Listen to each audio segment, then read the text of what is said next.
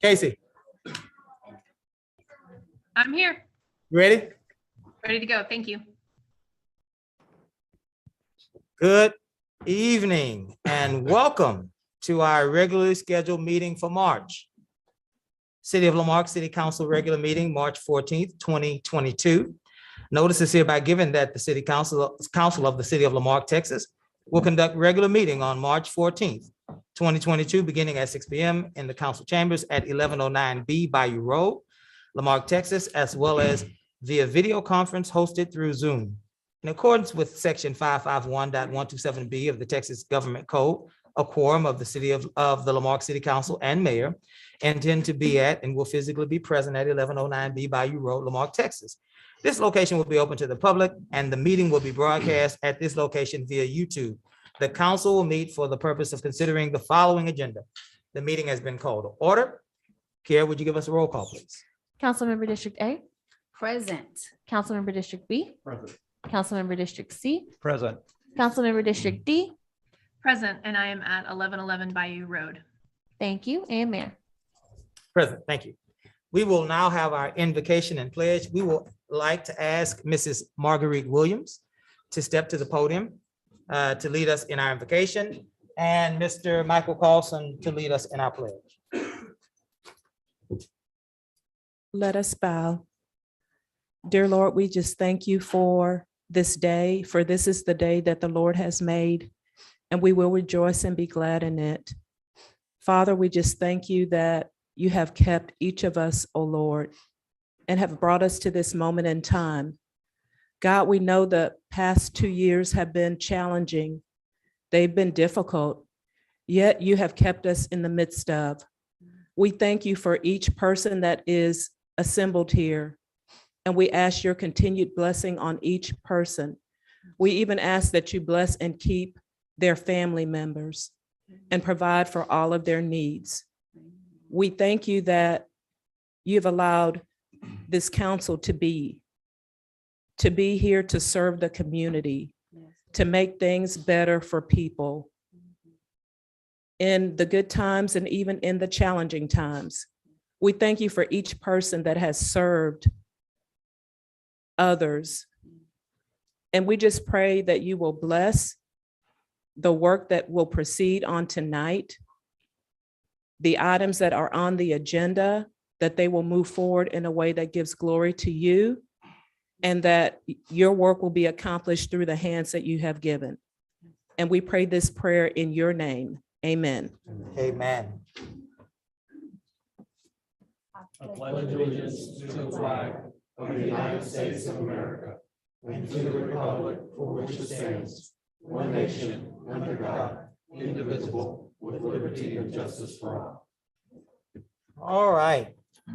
We have several presentations today. Proclamations.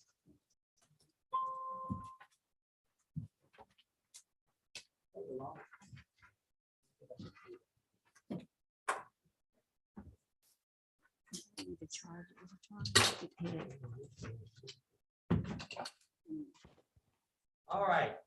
First up, we have Mr. Gene Crow, 2021 Detective of the Year. Yes.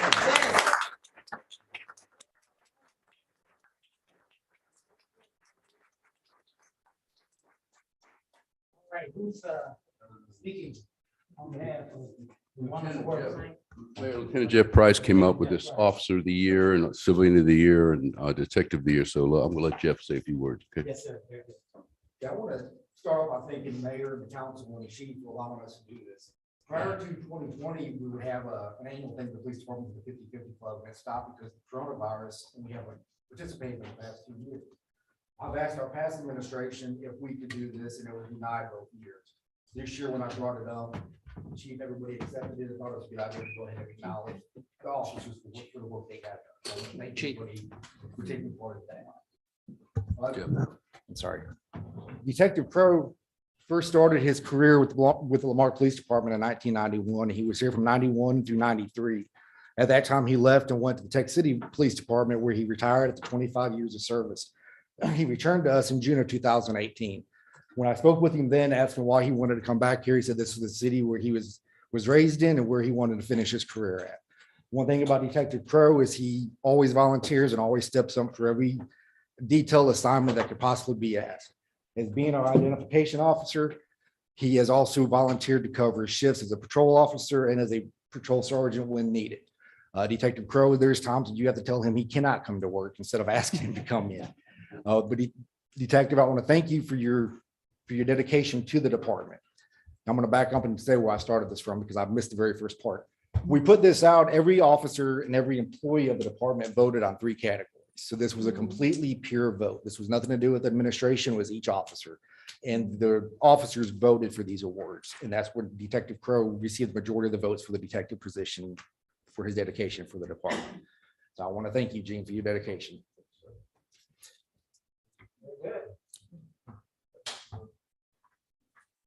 Any pictures anybody want to take?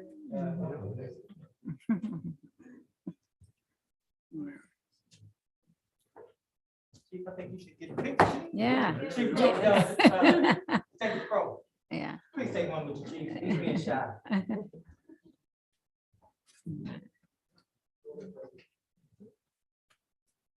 All right. Gene's dad.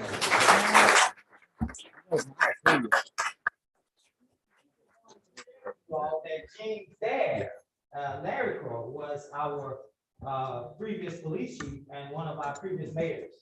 And so the Crow family has served the Marque for a good number of years. And Gene, again, thank you for putting up with that small evidence room that is filled with mold and mildew and all sorts of other things that prohibits you from doing your job. Thank you. Michael Turner, 2021 Officer of the Year. All right, Michael.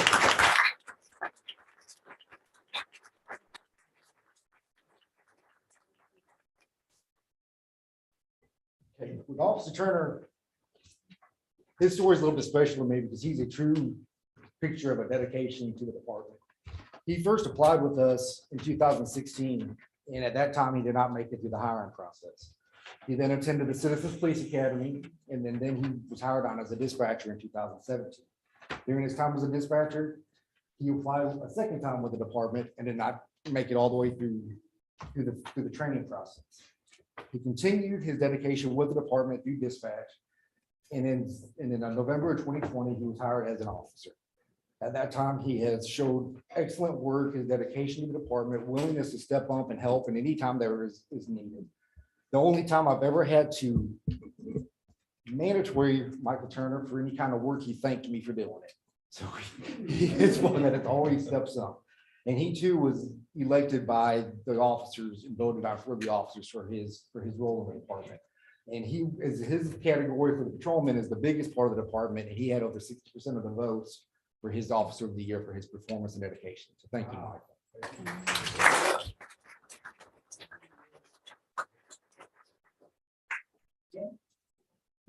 Oh, no.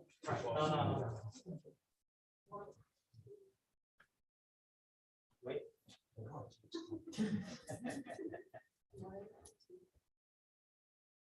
Michael's the new police officer for Lake Road South, starting on March 28th, so he's gonna have the area. Yes, good job.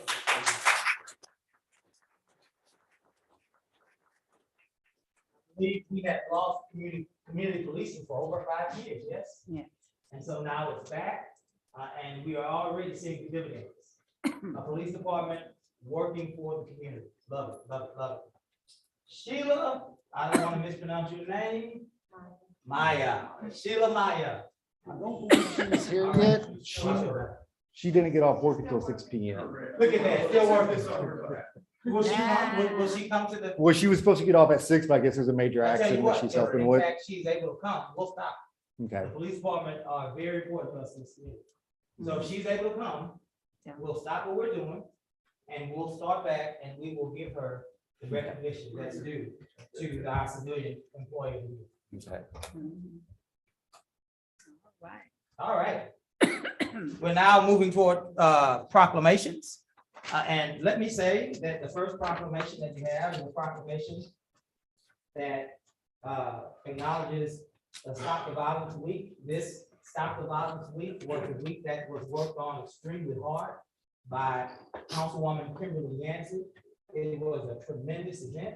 It was a message not only to those in our community that are tired of crime and being victims of crime, but a message to those that are perpetrators of crime, that enough is enough, that we will no longer tolerate violence in our community in any way, shape, or form. And let me say that I'm proud of Councilwoman Yancey for the work that she has done.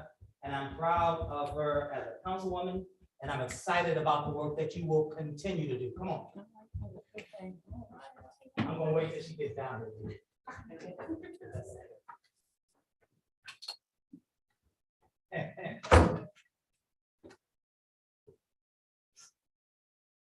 Office of the Mayor for the City of Lamar Proclamation. Whereas in 2021, the City of Lamar took a pledge to become one of the safest cities in Texas. Whereas the city has implemented a Safe City initiative that encompasses community policing, citizens' participation, and measurable metrics to further advance the safety and security of citizens and property in Lamar. And whereas gun violence continues to rise across this country, with nearly 100 Americans losing their lives to gun violence each day. And whereas freshman council member Kimberly Yancey, District A, along with a host of community partners, took this as a call to action and created Stop the Violence Week, a week of motivation, education, spirituality, and community aimed at reducing gun violence within the city of Lamar by 10% in 12 months. Whereas we recognize Councilwoman Yancey, the residents of District A, and the community at large for taking a stand on an epidemic that disproportionately affects our community. Now be it resolved, the community of Lamar appreciates and celebrates all individuals committed to this Stop the Violence initiative. Now therefore, we the mayor and council by virtue of the authority vested by the city of Lamar, Texas, hereby proclaim February 19th through 26th, 2022 as Stop the Violence Week. The city of Lamar hereby urge everyone in the community to participate in this week of awareness, testimony whereof witness my hand and the seal of the city of Lamar, this 26th day of February, 2022, Pete Bell, Mayor. Let's give a round of applause for this.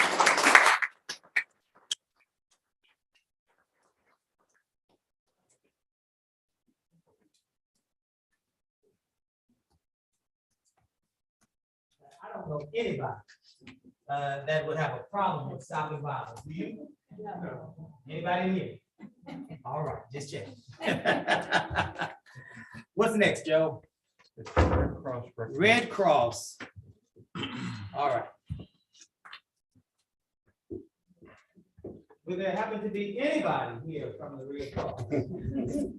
Perhaps the people with the Red Cross. Come on up. You got I love to have all of you guys, come up. whoever is Robert. receiving the proclamation, you may come.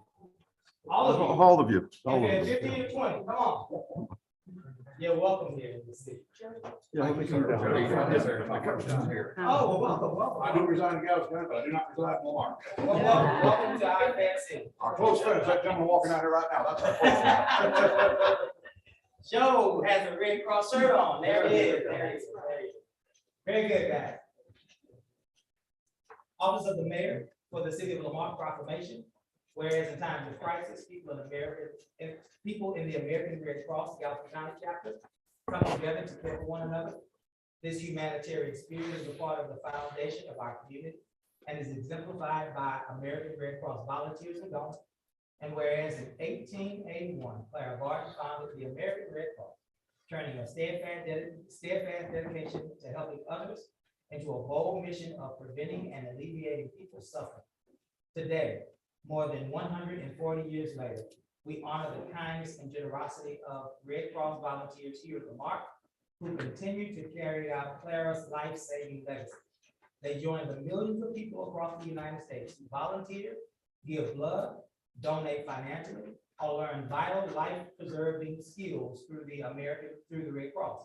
And whereas in Lamar, the contributions of the local Red Cross volunteers give hope to the most vulnerable in their darkest hour, whether it's providing emergency shelter, food, and comfort for our families devastated by local disasters like home fires, hurricanes, and tropical storms, or donating essential blood for accident and burn victims, heart surgery, organ transplantation, and those receiving leukemia, cancer, or sickle cell disease treatment.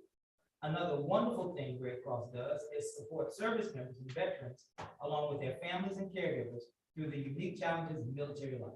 The Red Cross also helps save lives of others with first aid, CPR, and other skills. And whereas their work to prevent and alleviate human suffering is vital to strengthening our community's resilience, we dedicate this month of March to all those who continue to advance the noble legacy of American Red Cross founder Clara Barton, who lived by her words: "You must never think anything except the need and how to meet it."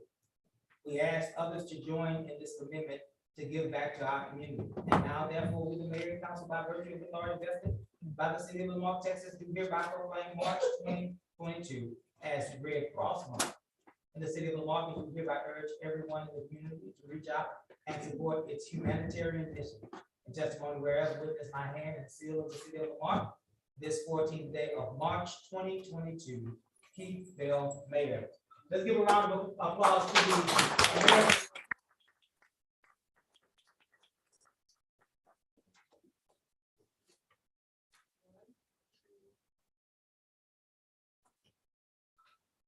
Very good. If I could take a Yes, moment, go Mayor. ahead, go ahead. Margaret Williams is our newest executive director for a new Red Cross region, so we welcome her. And then we have our old timers here, and I call them old timers, they're getting smart, but Robert Vaughn and Chad Smith, who are been responding to home fires and feeding. And then our newer volunteers, also Jimmy and his wife, Jimmy P, I can remember. Junior. Junior, like a flower. And they're also locals. And so anytime there's a home fire, every 8 minutes, volunteers from the American Red Cross are responding to a home fire all across the country. And we're the only organization that provides emergency crisis financial assistance to individuals that are impacted by a home fire. So, and we're out there 24/7 doing that job on a volunteer basis. And I was just informed as I was coming in that we have a backlog of calls, so we also need volunteers. So if you are, Yes. please go register at redcross.org. We need your help. Thank you. Thank you, Joe. I would like to say something about Joe Campion beyond whatever work he's done as part of city council. Joe is one of our community volunteer leaders, and he and the rest of the volunteers that we have here, even the newest ones, they serve selflessly. So Joe is here at city council and he's helping to administer here, but he will go out in the middle of the night or the early mornings to respond to home fires. And so I just want you to know the kind of person that you have here. This is not a political statement. This is one around a servant leader. And so Joe will go out with the volunteers. He's embraced me with open arms in my role. And so I just want to acknowledge him and his work. Thank you.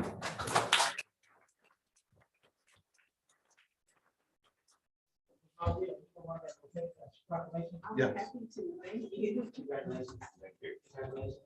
Congratulations. Congratulations. All right, you want to take it? One, get up.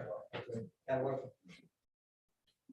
All right, I believe now we're, is there a representative from Abundant Life? Here. A representative from Abundant Life. Well, we're going to read this proclamation, and certainly they can come to retrieve it from Kiara at their convenience. Abundant Life is celebrating 37 years of ministry in our community. We're excited about it. Pastor Allen is a great friend of this city's and a personal associate of mine. We talk regularly, and he is excited about the prospects of Abundant Life and all of the work that the Lord is providing for them to do in our city. So we want to make sure that we are honoring that work.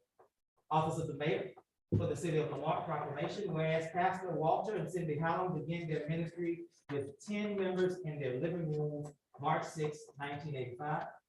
Whereas their ministry quickly and continuously began to grow, resulting in occupying multiple facilities over the years until their growth exceeded each facility's capacity, until creating the Abundant Life Christian Center that stands today, hosting several thousand members and the addition of 2 pastors. Whereas Abundant Life Christian Center has had a significant impact on the community through their ministry, fellowship, education, and service. Whereas Abundant Life Christian Center celebrates 37 years of growth and service to the city of Lamar and surrounding areas, and now be it resolved that the community of Lamar celebrates this momentous occasion alongside Pastors Walter and Cindy Howard, as well as the Abundant Life Christian Center congregation. And now therefore, we, the mayor and city council, by virtue of the authority vested by the city of Lamar, Texas, do hereby proclaim today as Abundant Life Christian Center Day. The city of Lamar, we do hereby urge everyone in the community to participate in this day of observance. The testimony whereof with this my hand and the seal of the city of Lamar, this 6th day of March 2022, Keith Bell, Mayor. Let's give Abundant Life a round of applause.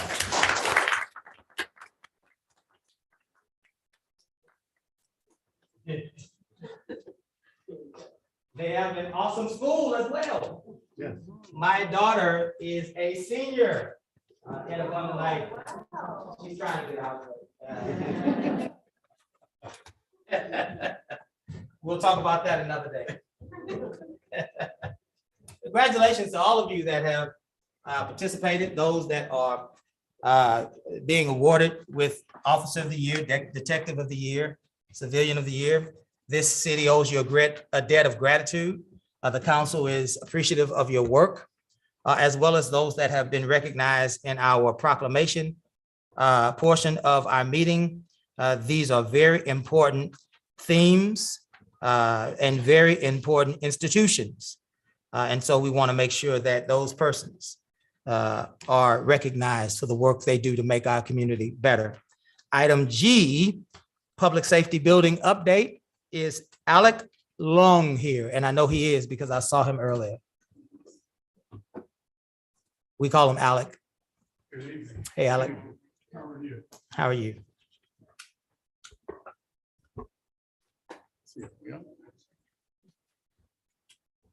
Mayor, Council, good evening. Thank you for having me here. We have a presentation.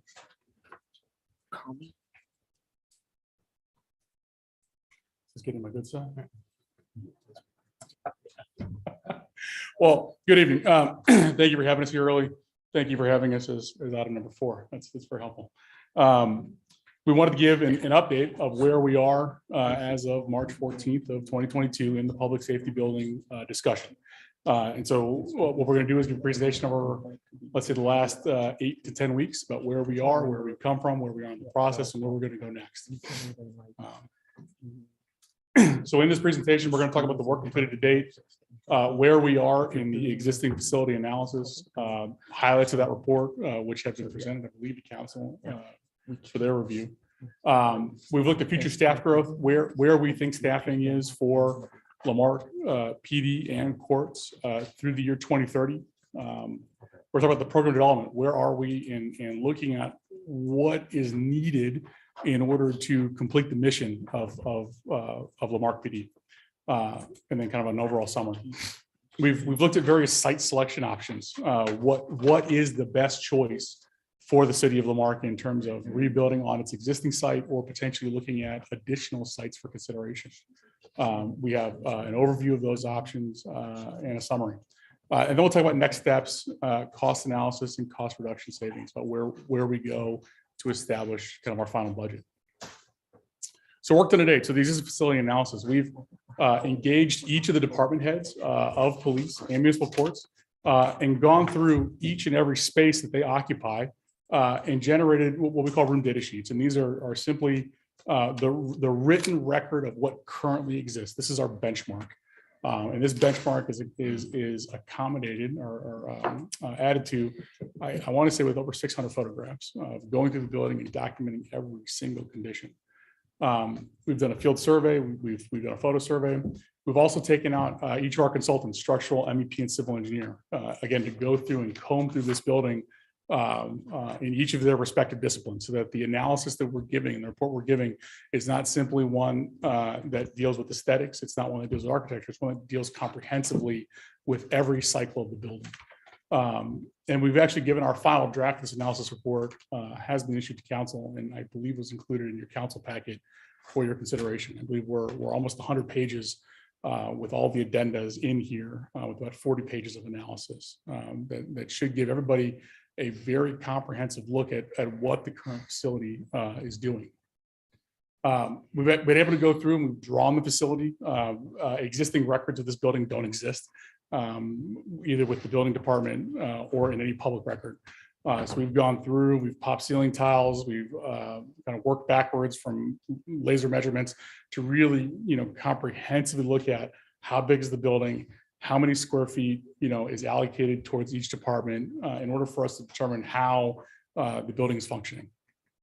And so what are these report highlights? And I believe this report will be made public eventually. I'm looking around, I think it's being provided. In the building, each of the existing systems is very much at the end of their useful lifespan. This includes the fire protection system, which in most of the building is non-existent. It includes the HVAC equipment. It is well beyond its useful service life. The building has very, very poor, if non-existent ventilation. And anybody who's been in this building, either doing a tour or that operates there, and I think Gene left, there is a very definitive smell of narcotics that goes through this building, simply because there's no place to put it. And there's no place in order to store narcotic evidence that is properly ventilated to any standard and code. Very poor working conditions in the building, and again, not a simple function of aesthetic, the wallpaper is not the right color, those sorts of things.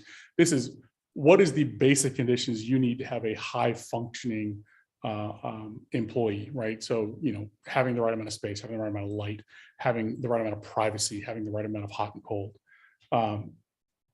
The current facility does not meet any existing code standard. And granted that the building was originally built in 1970, it was renovated in 1990. But even then, the Uniform Building Code of 1990 is so far out of date, and the building has not been updated since then, that basic life safety items are not provided for within this building. Evidence storage is a key issue in any police department. The evidence storage needs are not met. The current police department stores a vast majority of their long-term evidence storage in a trailer outside, which is neither best practices or acceptable practices in any jurisdiction. There is not a secure staff parking lot, and this might be seen as a nice to have, but it is very much a basic necessity for police functioning. We want to make sure that staff that is civilian, that does work there, that is staying late at night, that's getting off at 2 a.m., has their vehicle protected and is in a safe environment in which to come and go to work. There is no existing fire alarm or fire suppression system within the building. I think we found one fire panel and nobody knew what it went to. It doesn't exist. There's no ballistic hardening within the building. And whereas in 1990, this wasn't a big deal, in modern police facilities, it very much is a must-have for a critical facility. We have incompatible office positions that share common work areas and workspaces. And so what does that mean? In our investigative department, you might have 2 investigation officers who are handling sensitive cases that need to have a certain amount of non-cross contamination. They need to have their own rooms that are isolated, where they can take a witness statement. They can work with a victim that's not in a public setting. You also have issues where bailiffs and warrant officers are housed in the same room as the court administrator. And again, those 2 functions need to be separated in order to highly function. Due to the space constraints of the building, we have incompatible uses that are sharing spaces just out of necessity. You just have to have it. Well, they have to do it in order to fit everybody in this building. And so after this kind of exhaustive analysis over the past 8 or so weeks, the conclusion is the current facility does not support the mission of the police department or the municipal courts. It does provide a dry roof, and that's about it. But in terms of being able to support what is a mission critical building, it is not doing that. Benchmarking future growth, right? So we know how big police and courts is today in 2022. I think part of when we get into programming and we get into facility analysis is where are we heading? And that can be rather difficult to look at. And especially when you're building a building that houses a centralized agency. And so when we talk about like fire coverage, for instance, when there's a new neighborhood that demands fire coverage, we can build a fire station. There's one central command that's there, but services can be provided in a local, neighborhood level area. When we talk about policing, we talk about central police headquarters needing to house not only the current police staff, but whatever future police staff are coming. And so where do you draw that horizon? In most cases, a police station is built for 50 years. That's the lifespan of these buildings. And anecdotally, the building that they currently are housed in was built in 1970 and is right at that threshold for its structural limitations. And so it's important for us to look at not only what was approved in 2022 as a staffing level, but set a reasonable understanding about where we're heading in the future. It's not reasonable to believe in a city like Lamar, which is experiencing rapid amounts of growth, that the current officer staff is going to maintain stagnant over the lifetime of this building. So how do we figure this out? How do we work backwards? We were able to work with the EDC and look at the kind of reasonable and approved growth projections for the city. And we're looking at about 15.8% growth between 2022 and 2030. Beyond 2030, it gets a little more fuzzy. So what we're saying is we can look to +8 years, which is going to be, let's say, +6 after opening. And then beyond that, it's sort of it's a guess at that point. So what we know now is that in fiscal 2022 staff funding, we have 51 total staff for PD, 39 badged officers, 12 civilian staff. In courts, we have 7 civilian staff that operate courts. When we look at 2030 staff funding, we're looking at 44 badged officers, 14 civilian staff for a total of 58. And then in municipal courts, going from 7 to 11. That doesn't seem like a whole lot of growth in terms of absolute value of people, but as a percentage, it is, especially when you're trying to get more people into a facility in theory that doesn't even work for what they do now. The police department growth is really focused on community-oriented police officers. And discussing with chief and the different grants that are available, that growth is intended to come in that very specific department as a way, and I think what the mayor said earlier, bringing back that community sense of policing, very important. That's what that growth is. In municipal court, we're focused on additional clerks and judicial staff, seeing that court functions as a number of dockets and a number of court sessions they handle per week. As the city grows, it's reasonable to infer and assume that a bigger city has more dockets, has more need for staff. And that's how we kind of interpolate backwards into that total number. So what do we do with all this? We sit down and we worked with police and courts. We reviewed the previous police union report. We took both police and courts on station tours across the city to 2 cities that are relatively the same size, the city of Bel Air and the city of Webster. There's also a number of facilities that we were involved in the design and that a number of other officers are intimately familiar with, namely Texas City and Lamar or League City, which we were able to benchmark kind of, hey, how big that is, and we kind of know too. So we were able to save some time doing that. When we take all that information, what we're trying to figure out is what is the amount of square foot necessary to function, not necessary with all your wants, needs, and desires, not a Taj Mahal. What is necessary for you to do your job? And we call that the 50th percentile program analysis. Where do we need to be right in the middle to make it work? And then we start talking about the add-ons. What is extra? What is nice to have? What helps, but what isn't necessary for your day-to-day functioning operations? And that's where we start with. And so this includes making sure we have enough report writing desks so that officers can come in, do the reports, get back in the patrol cars and get back on the street. Do we have enough space for roll call where we can make sure that every officer is seated down at the beginning of shift and go through your roll call?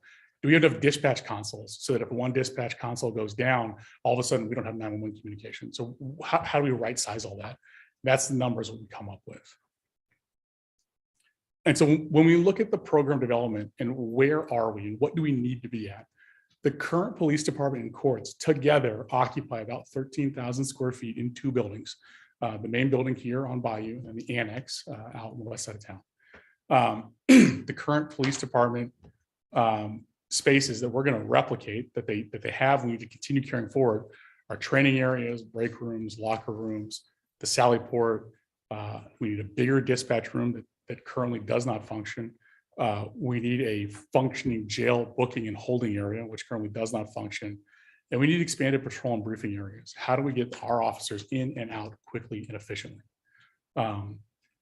The shared spaces within this facility, as we have this broken down, because we're looking at a facility that houses both courts and police, we need to look at what are the shared spaces. What are the spaces that you're going to have in one or the other? But because we're putting them together, they actually get to share both of them, right? And these are pretty straightforward. You have a common lobby, you have lobby restrooms. We're holding a common flex community space that's fungible, and a common interview legal room. This is a very important room that Lamarck does not have. Currently, and actually the day we were there touring, this happened. A complainant came in and the officer had to take their statement in a public lobby, which is never a good thing. It's a terrible way to take a statement. And so that's a very important room. It's a lot of use in any station that we design. In the municipal court spaces, we're holding a dedicated courtroom. Offices for both the judge and the prosecutor. Right now, the judge comes in, brings their documents. Those are really documents that you do not want to leave the courthouse for a lot of different reasons. Having them, because the judge is not a city employee, they're a contract employee, having those documents in city possession in a city facility at all times is best practices. Having a jury room, being able to have a jury trial, which we haven't done in a number of years, as I understand, but will be coming back and are required. Being able to take them into a sequestered jury room, so you could have a jury trial, which currently does not happen. And then adding break rooms, just basic things, right? How do we take care of our court staff? Right now, court staff operates with a break room that is literally a little mini fridge underneath one of the employees' desks. That's it. That's all they get. And so we've gone back and forth on this as we try to hone in on what's that right number. Where are we with what the size needs to be to function? And so when we first talked about this, we were right around 26,000 square feet. And as we've gone through and refined, and one thing you'll notice in all of our presentations, the numbers are always kind of changing. We're always refining this and refining it and massaging it. We're trying to give you the most updated information at all times. What we realize is that in order to accommodate the additional growth, which we had not yet pinpointed the last time we presented, it was adding about 2,000 square feet to the building. And so we look at a police department to function that needs 17,000 square feet, a court to function that needs 4,000. They have about 3,000 square feet of shared space, and they have about 4,000 square feet of mechanical back of house space. Now, and we are very, very early on in this process. This is not the final building number. This is not where we're going to end up. This is just where we're starting at a high level to just get a picture of where we think we're going to land. So now that we have about the right square footage, we were looking at what's the right site. Where should we put this building? And there are a lot of assumptions that go into sites. And so what we looked at were various cost assumptions that we've benchmarked against projects that we have recently completed and contractors that we're working with right now in active projects. And we have some very rough square footage numbers that help hone this whole process in. So when we talk about a new build, right, starting with dirt and putting a building on top of it, that's about $425 a square foot, give or take. That's the number we're kind of going to start with. When we talk about adaptive reuse is where you take a building, you take everything out of it except the foundation and the structure, right? So if we took the community room, we're going to adaptively reuse it. We would take everything out of this building except for its steel superstructure and the concrete and put everything back in brand new. That's about $365 a square foot. When we talk about a renovation, right, where we keep most everything, we go in, we change some walls, change some carpet, change the floors, change the paint color. It's about $300 a square foot. We talk about furnitures, fixtures, and equipment. This is everything that it takes to make the building function. It's everything in the building. If you turn it upside down, it falls out, right? That's FF&E, things that aren't bolted down. And in a police station, that's very expensive. We're talking about the server systems, the battery backup systems, the laptops, the chairs, the integral jail communication system that you need to have. That's what kind of drives this number. If we're talking about an office, you know, my office, when we budget, it's $30, right? All I need is a table and a chair, and I'm good to go. So that number is very expensive, and there's ways around it, and we'll talk about that at the end. But that's just what we're holding just to start the conversation. And then we have the design fee aggregate amount, which is just a plus 1 million on top of everything. So we look at timelines, right? The cheapest building is the building that we can make and construct the fastest, right?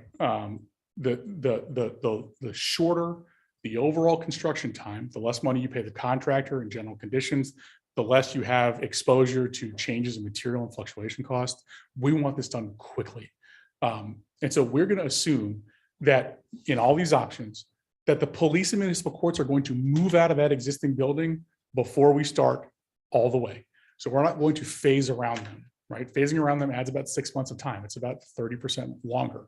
We want to save that money. We don't want to pay for that. So we've been coordinating with city staff of where we could house these people. And we think we have a solution to get them out of there, turn the whole site over to the contractor, tear it down, rebuild it. And that this may include using, Annex Building B, Building C, the fire administration, and this building here. And then as we weigh these options, what are the preferences, right? We understand that the downtown location is preferred. That's where we would like to have this building. It supports the ongoing EDC development goals and objectives. It supports downtown. It's in a piece of land the city already owns.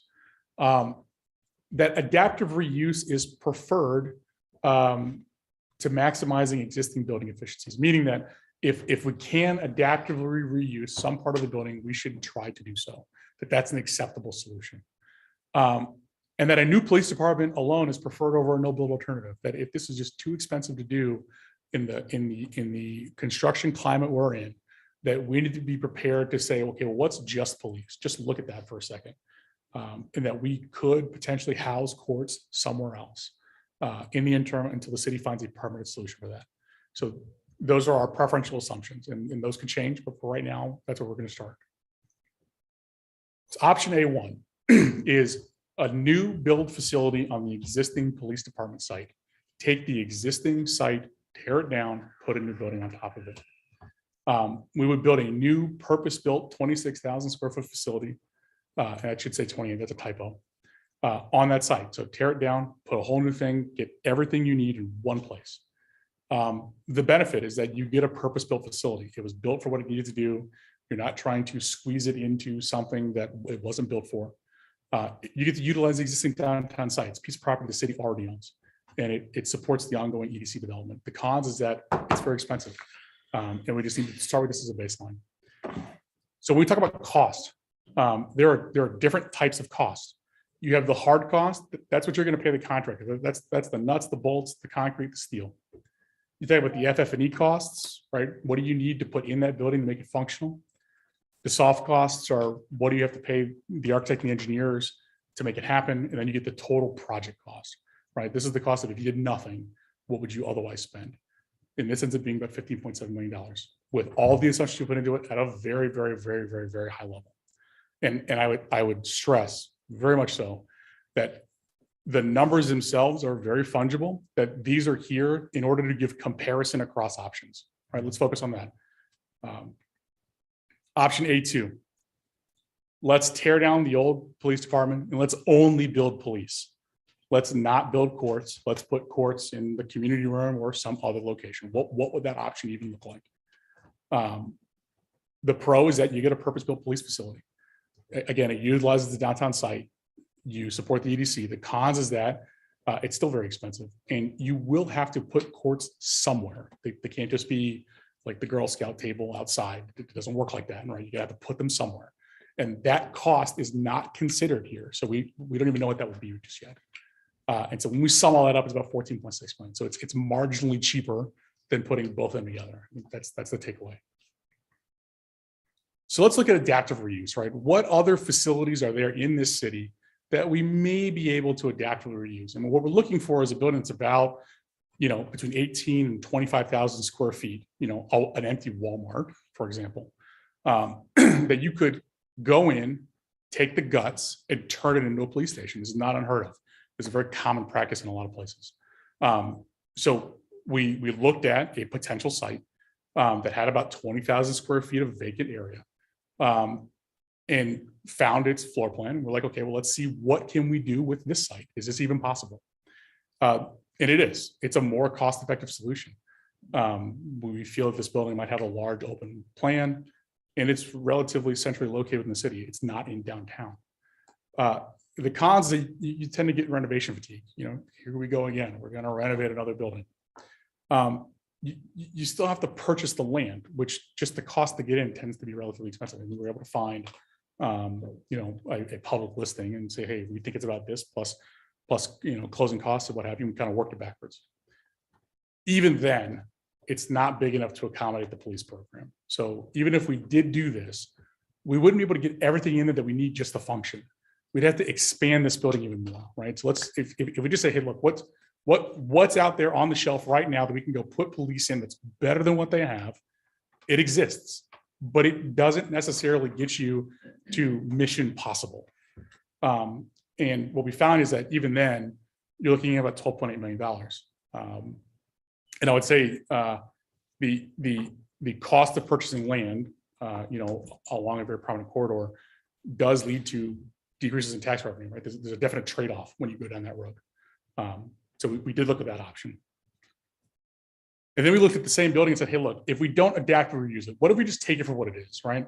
It's there, it's got walls, it's got air conditioning. Let's paint some walls, let's put some floor in, let's make some offices, and let's put police there. And let's just see what that number looks like. And it is very cost effective. It's doable. You still get the renovation fatigue, you still have to go buy the building, and it still doesn't accommodate the full police program. You're going to have to put some part of PD somewhere else, right? Whether that's adding on to this building, which could be done, or leaving them at Annex B, which again could be done. And that comes in at 11.5 million. So it's much more cost feasible, but it doesn't get you to a fully functioning mission possible building.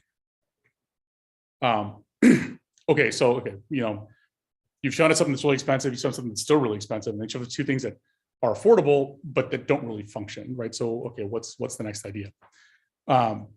We went back and looked and said, okay, what if we didn't tear down existing PD, right? Can we reuse existing PD and try to squeeze savings out of that building? So right now, that building is about 9,000 square feet. There's the original 6,000 square feet that was, I think, Texas Commerce Bank when it was built. And there's a 3,000 foot addition that's the jail. The jail can't stay. It's got to get torn down.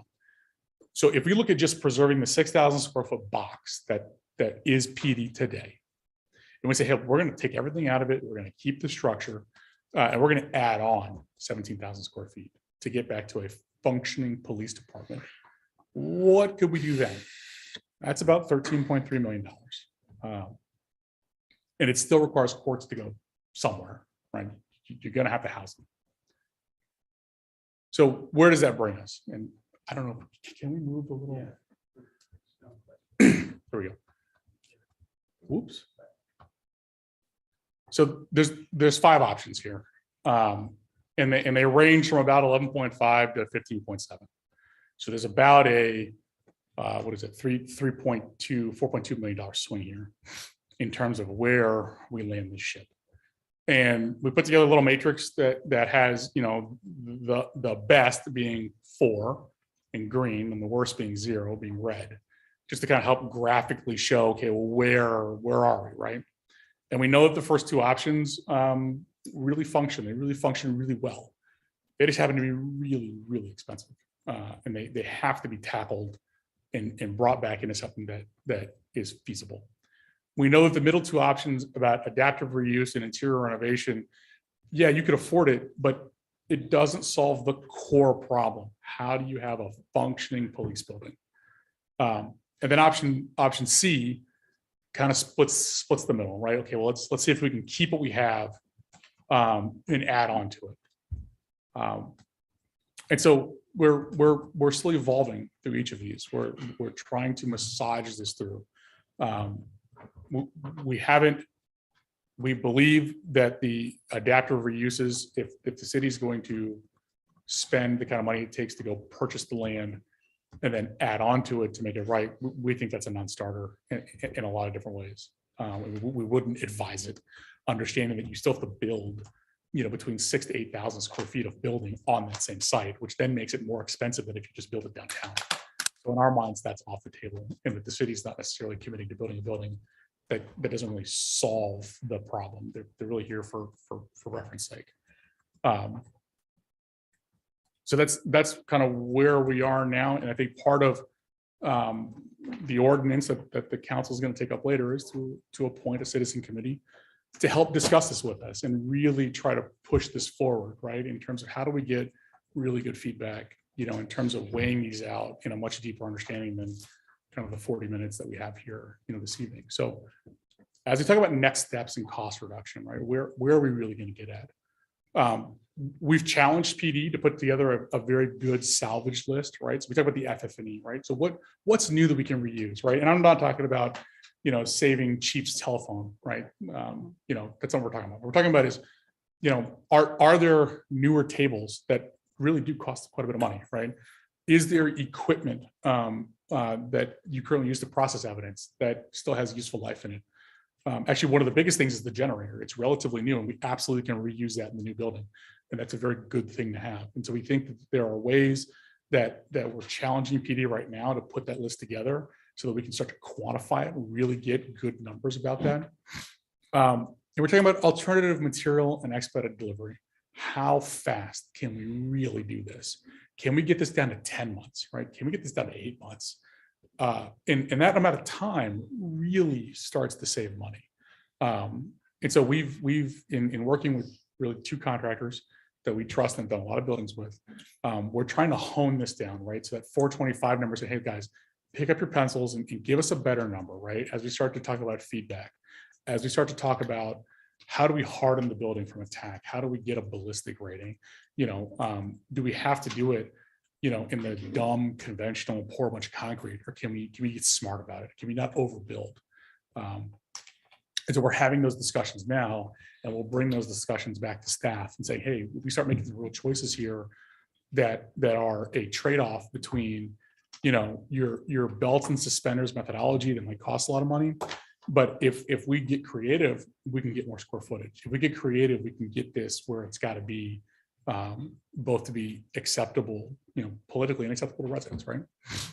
And so what are our next steps, right? So we already have engaged our cost estimation team and really started to challenge them on where we are programmatically, really get us good information, good numbers to bring back to make good decisions. And we're really excited and ready to engage with the Public Safety Building Committee and talk to residents one-on-one, within the confines of that committee to start to get the good feedback and direction about kind of bigger picture, broader items that have real world dollar impacts. And then on the backside, we're working with city to help establish the budget and establish funding sources so that we can have a real conversation about where exactly this has to be. So there's a lot of work's been done. I'm very proud, and I know my team is very proud about the work we've done to date. And there's a lot of work left to go, and we're excited to do it and looking forward to it. Thank you. Thank you, Alec.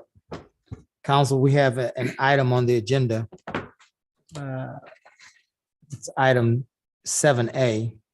We can definitely bring Alec back so that he can answer our questions and we can have one discussion about the entire update and the ordinance at the same time. I do have one question, Mayor. Let's get one good one and then we'll move. And this is because Alex is here.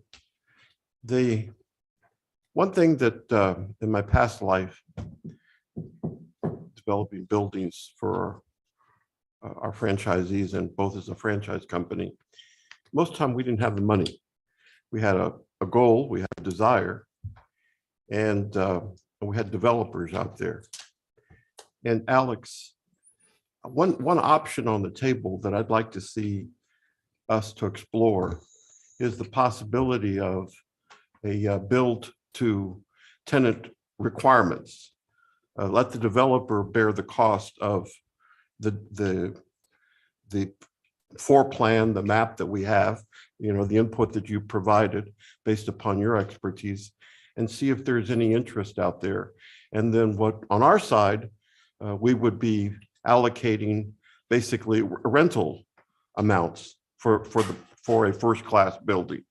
So I'm just throwing that out. I'd like to see that explored as an option. Because first of all, right now, realistically, we don't have the money. So. Well, we will certainly get into that. Alex has been informed. Alec will remain behind. and we'll get into this at a later time. Thanks, Alec. Thank you.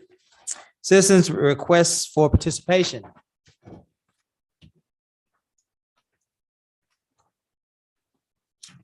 Limited to 3 minutes per person. Comments from the public will be heard at this time. Any person with city-related business who has signed up may speak to council on a specific agenda item. Limited to 3 minutes. You should give the mayor your name and the item you wish to speak about. Compliance with the Texas Open Meetings Act, the city may not deliberate on comments. Personal attacks will not be allowed, and personnel matters should be addressed to the city manager during normal business hours. Press *6 to mute or unmute your phone if you are visiting with us via telephone. If you are visiting with us via Zoom, your smartphone, your tablet, or your computer, there should be a microphone icon in the lower portion of your screen. You may press that to mute and unmute yourself. If you are here in person, when your name is called, please approach my left. I believe that's to your right. And you may address council at the podium at that time. Remember your name and your address, please. Kyle, are there any persons? No persons online. Let's move to now those persons here with us tonight. Let the record reflect that Councilmember Carlson has stepped out. The first person on the agenda is Lindsay Gonzalez. Hello, Lindsay.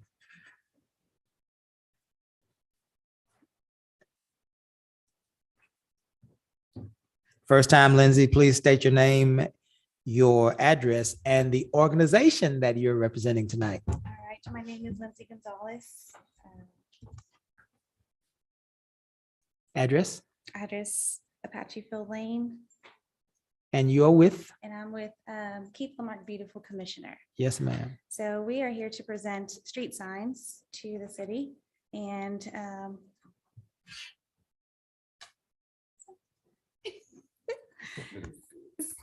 okay. She's nervous. Yeah. In the back, she was already telling me to speak. So, all right.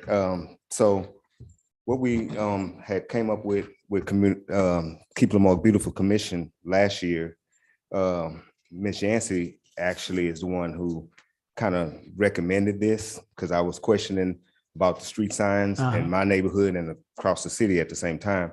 She informed me that KLMB had funds to help the city pay for new street signs. So Alana, the former chairwoman, and I was working on it, and it was kind of delayed.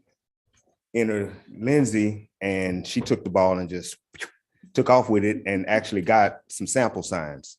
So we want to just give this to y'all and pass it on to Public Works and let, I guess, Amanda, that's probably who's in charge of that, let Amanda and her team kind of go over it with, some ideas as to what would be different. Because right now, that green, I'm tired of seeing it. You know what I'm saying?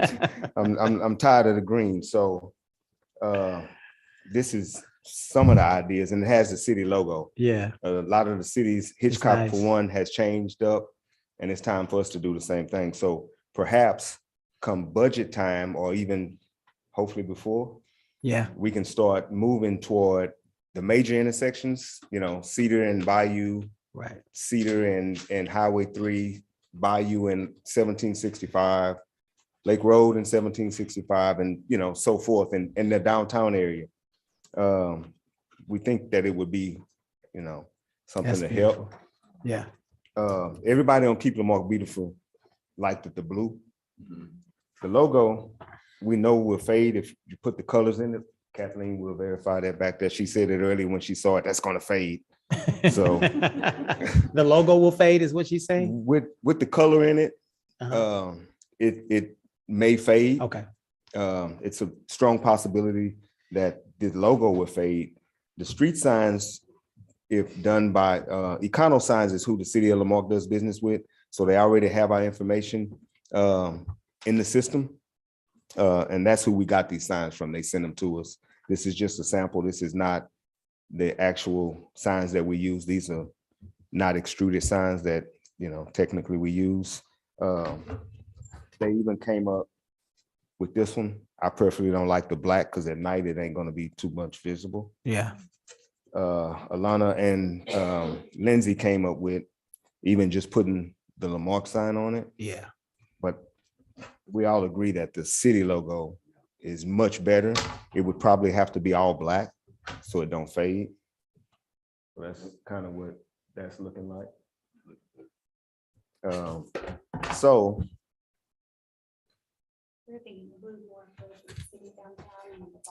and then not only that, Oh, we have different colors in different parts of town. and Wow. not only that, it's kind of Lamar Cougar blue, perhaps. Mhm. So that kind of helps that. But so again, we're going to pass this on to you. And she got a quote from Econo Signs, but it's irrelevant to a point because Amanda and her team is going to Go back. they're going to go back and Yeah.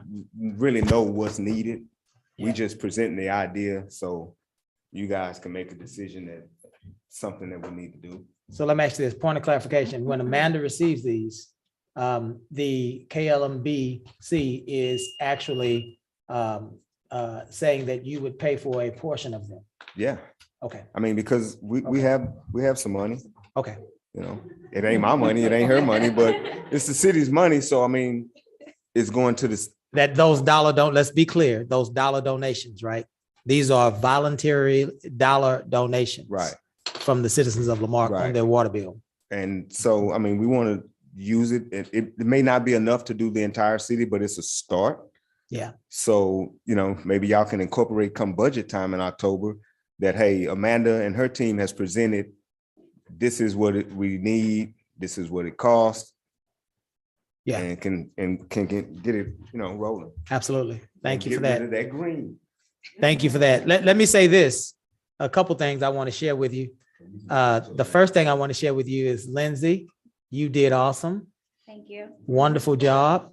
I'm bragging on Lindsay. That's my appointment to the KLMBC. And she's done a wonderful job. And secondly, those signs, those of us that are listening, and this is I'm going to be brief.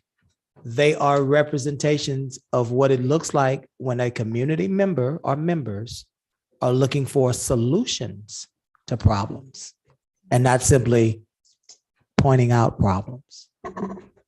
This is how we move our city forward. If you have ideas, bring them to council. And the council will receive those ideas and certainly do all in our power to make sure that our city is moving forward. Thank you for bringing solutions And to Mayor- problems. Mayor, I want to say this. I had called this company Econo Signs like months back and they gave me the runaround. She called them one time. Uh-oh. She called them one time and showed up with the sample. So Look at you, Lindsay. You are definitely a keeper. Thank you all.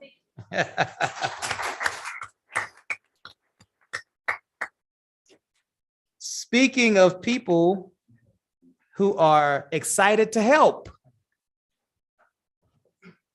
Mary Lamonis, come on down. This is not The Price is Right, but I always wanted to say that. Thank you. Thank you. Ms. Mary, would you please give your name, address, and the name and address of your colleague, please? My name is Mary Lamonis. I'm a resident here of 16 years in Lamarck at 2709 John Street. And this is, My name is Katrina Cruz and I'm from Hitchcock. It's okay. That's our sister city. We're so, good. well, good evening, council. Good evening, mayor, community. Hello, everyone that's watching. I'm coming today because, sorry, let me take off my glasses. Can't see the point. Okay. I'm a resident, like I was saying, of 16 years here in Lamarck. I am a mother of three grandchildren. I've worked for Dr. Kevin Black. I'm in the medical field also with as a medical assistant and dental office manager for Texas Tongue Tie Center. I recently, Don't pay attention to it. Okay, Keep I was going. like, oops. Okay, so I recently took a leap of faith and started a new LULAC council meeting. I'm not sure if anyone's familiar with that, but I know Mr. Compayan is also part of another council, which stands for League of United American Citizens, along with 8 board members. And Katrina here is my vice president of the youth group. We do have a youth group present with, I think, 15 youth members All right. already. Along with our 8 board members or 20 members, we are a growing nonprofit organization with one common goal, making a difference in our communities and the future of our youth.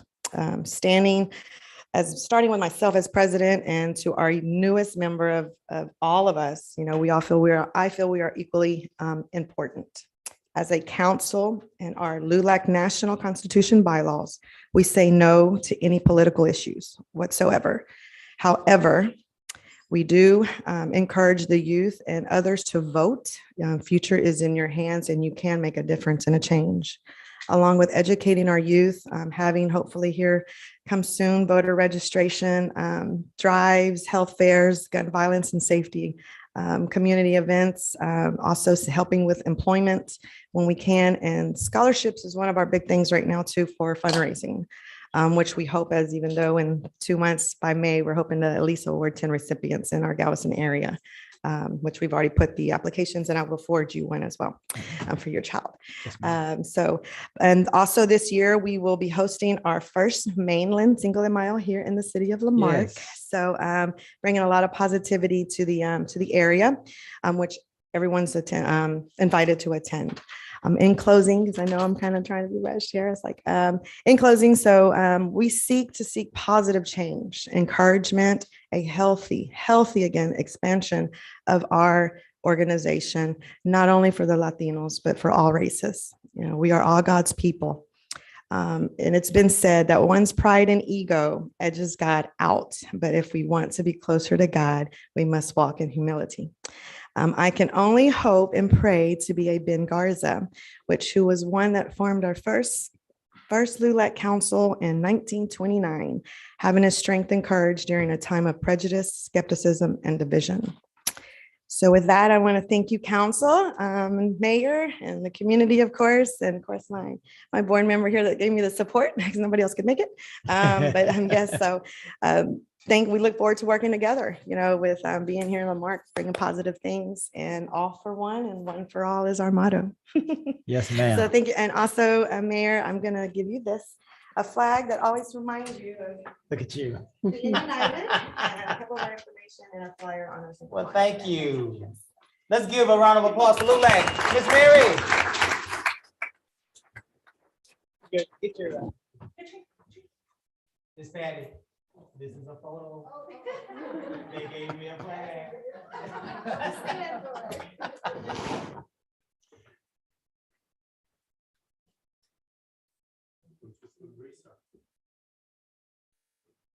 We welcome you. We welcome LULAC. What's the council number? Would you do us a favor? You just spoke about an event that you're having that's coming up. Single amounts, the one.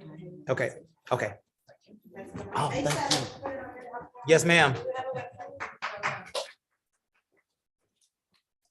Ms. Mary, do you know that that's election day?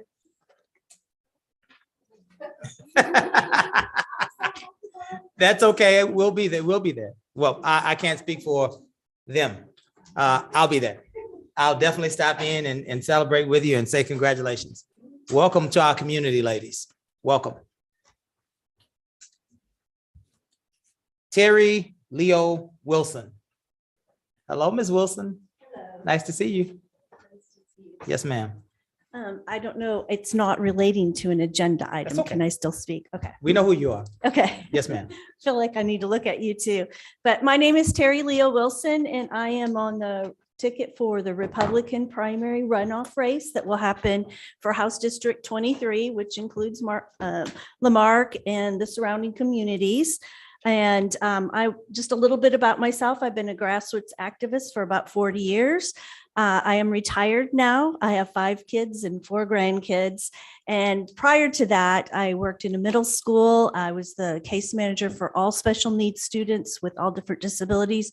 And prior to that, as a public school teacher, I taught visually impaired students in an underserved community. So I had a great and fulfilling career. But some of my platform issues are education. Without strong schools, we will not have strong communities. So I'm very passionate about that. Also eliminating property tax. We've heard a lot about relief. We've heard a lot about reform. And we've heard a lot about reducing our property taxes, but over the last 20 years, that hasn't happened. So I have a plan to eliminate those, and I'll be happy to talk to anybody about that afterwards. I also want to help our communities that are coastal, especially we have 4,200 miles of private property, public property, the port, all of those things need to be protected, and we need to help our communities, especially with drainage. So those are some of my important issues. I'm endorsed by Texas Right to Life, Eagle Forum, Concerned Women for America, Young Conservatives of Texas, Grassroots America.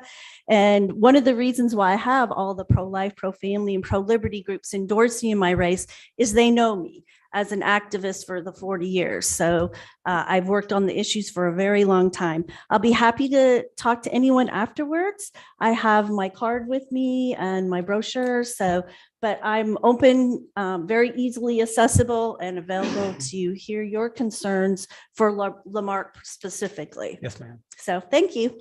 Thank you, Ms. Wilson. Thank you for taking the time to visit with us today. Yes, ma'am. Yes, ma'am. You're more than welcome. Yes, ma'am. You're more than welcome.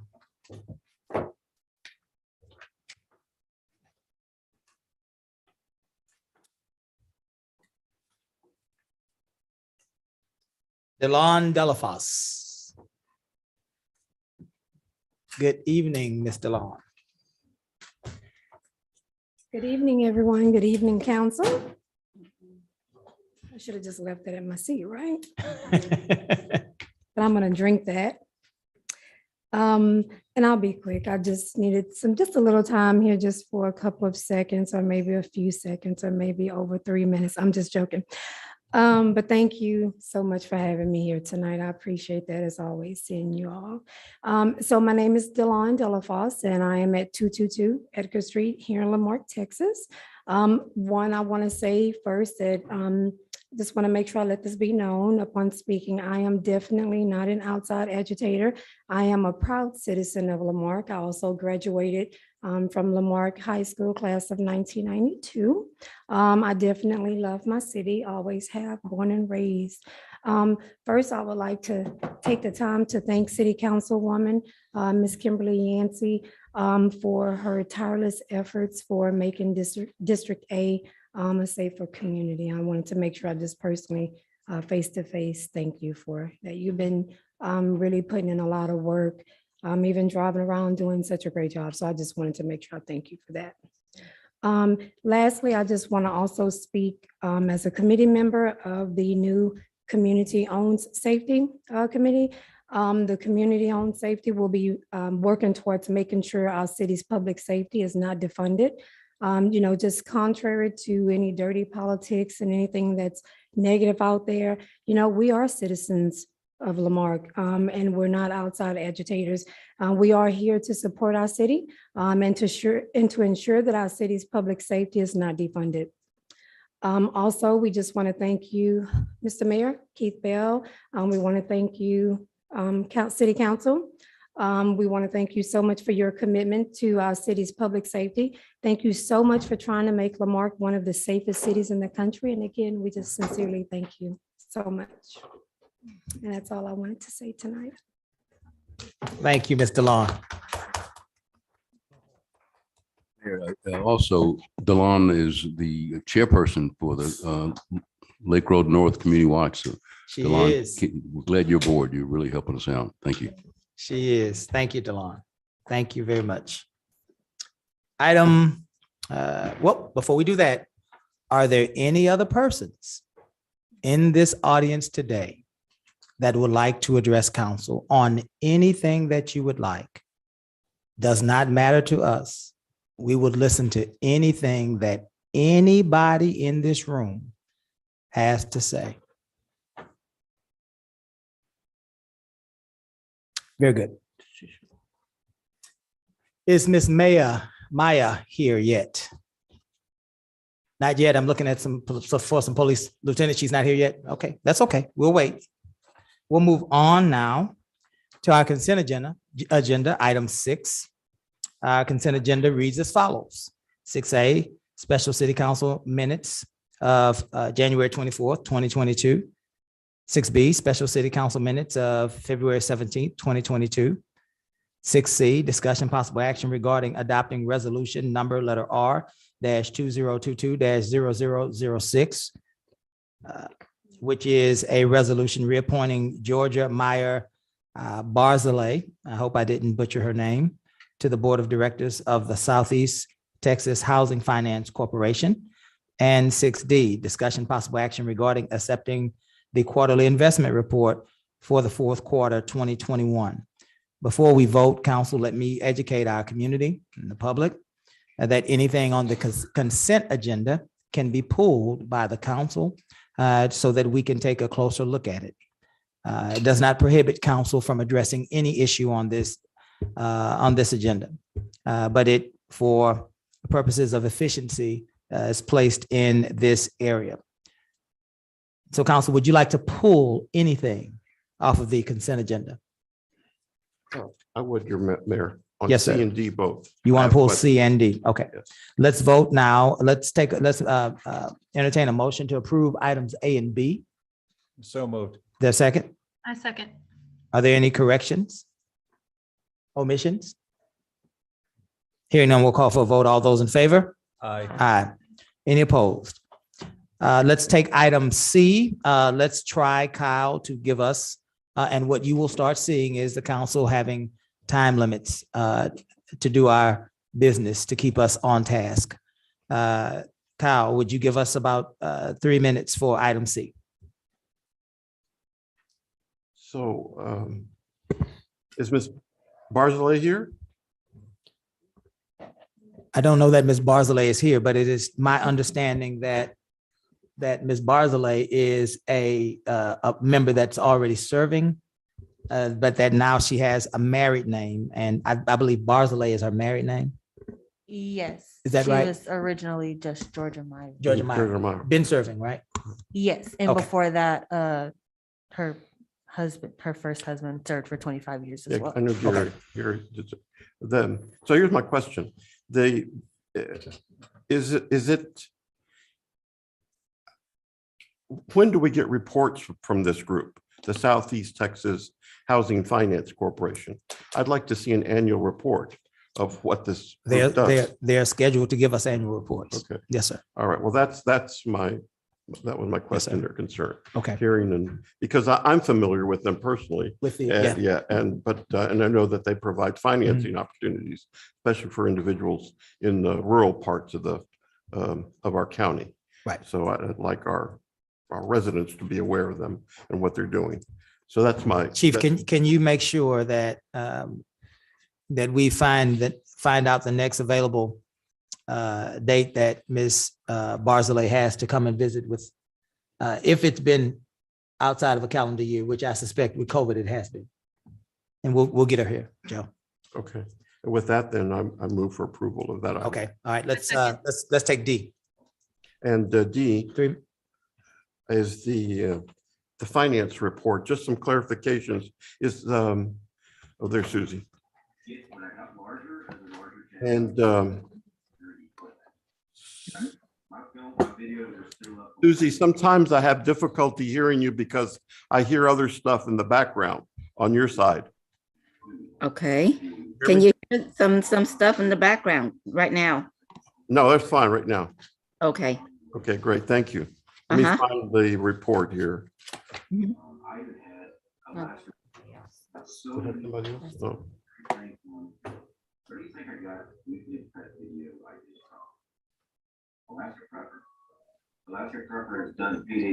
Well, I thought it was in the package, but I'm gonna have to go to, Investment reports. yeah. It is in the packet. Yeah. Where's it? You want to use I mine? can't find, yeah. There you go. Maybe I pulled it out when I was going over it. I'm sorry. This is a cover sheet of it. Yeah. It's what's it, cover sheet. Just, I have a quick question, just by way of explanation, Susie. I keep seeing here that utility fund, this negative amount on the utility fund. Just help me out there. Why is it showing the negative? I think it's just a classification because we have some restricted and non-restricted, and those are the things that still need to be cleaned up at the year end. when we do an audit. We have not completed the year-end process yet. And that's why it's still lingering there. And because it's a balance sheet, investment is a balance sheet account, that's why it trickles over to the December, to the current fiscal years, because we haven't done with the audit yet. All right. So Once that's- we're done with the audit, all these numbers should be fixed.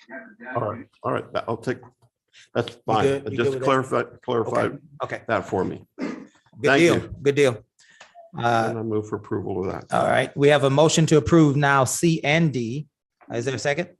A second. All in favor? Aye. Any opposed? Item 7A, new business. Discussion possible action regarding adopting ordinance number letter O -2022 -0003, establishing a public safety committee, providing an effective date and making other provisions related to the subject. Gus. Yes, Mayor, this came about in consultation with city staff and Mr. Luong regarding a public safety committee to meet, or public safety building committee to meet to analyze different, some of the different proposals that were presented earlier today, and go through more of the line item budget, more of the budget items on it. This is strictly an advisory committee. Anything this committee does will be presented to council. The committee does not have the authority to bind the city of Lamarque. This provides the ordinance, since it's an ordinance, creating a committee, there will have to be a second reading. That with the second reading, there will be a public hearing on it. This ordinance provides that each council member will appoint one member to the committee.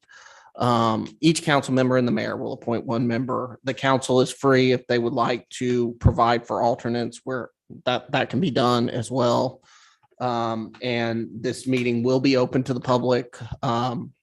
Once I'm not sure exactly where they will meet. I'm sure it will likely be a public building somewhere. And as I said, it will be open to the public. So any questions for me or Alec, we'll try to answer. Okay, so let's do this. Kyle, can we put 10 minutes on our timer? Alec, are you ready to regroup? And I have a question that I may need Lieutenants Gandy or Price to answer. This is our effort as a council before we open this up to involve the community. We're appointing a public safety committee, building committee, so that we can get citizens' input on what a public safety should look like in our community, the price that's reasonable for our community, right? And it's our opportunity to allow our community to drive this process. What we're doing now is allowing for and providing for the opportunity for our community to drive this process. So we're going to need to have as much citizen input as we possibly can. Something more than simply, I don't like it, I don't want it, but actual solutions to the problems that we have. So this is a great opportunity for us. We're at 10 minutes. Alec is here, Gus is here. Council, do we have any questions? I do have a question. Okay, go ahead. Clarify, Gus, if you could, appointment of an alternate. Now, are they, if a existing member is not able to make the meeting, can the alternate participate? Or does the alternate only participate when the appointed member is no longer serving? Right. So that would be something that would be left at the discretion of the council in the enabling ordinance. Right now, that this one doesn't provide for alternates, but the council could do one of two ways. When a member is no longer serving, or when a member is not there. Generally, the default rule is when a member is not there. But if the council wished to change that in this ordinance, y'all are free to do that. And in my mind, an alternate is available to attend meetings. Right. So that they're kept, abreast of. Right, of the yes, activity. and as I said, these meetings are open to the public, Yeah, so the yeah. alternate is free to attend. All right, thank you. Any other questions? Casey, I see you leaning in. Are you ready? I'm ready to appoint. Okay. Michael, do you have any questions?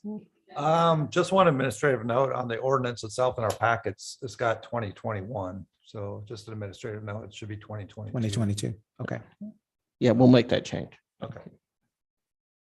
So, Mayor, should we go ahead and make that? Yeah. If there's an interest on the alternate appointment, having an alternate, I don't know if the council wishes that. Hold that thought, Joe. Kim, do you have any questions for? No, I'm good. You good? All right, go ahead, Joe. I'm sorry. Oh, I'm just wondering, I'd like to, if there's an interest, if not, I mean, I'd like to see an alternate also be appointed by us to serve. And one The thing more that, the better. right, one thing that was brought up is that we don't have to appoint 5 alternates. We could, what we've seen in some other cities is 5 committee members and then 2 alternates to be appointed by the mayor or that's just something we've seen in other cities. I don't have an issue with appointing alternates, so long as we make sure that they are small in number. Number one, and number two, that the committee that is named as the primary committee is a committee that is responsible for making the recommendation. In other words, some boards and committees have it to where if this board member is not present, this alternate steps in. And I know that can cause problems sometimes. We have the same issue with the charter review committee. We want to make sure that the alternates are limited so that we can continue to have a functional working group and we can be focused. I'm willing to go there if council's willing to go there.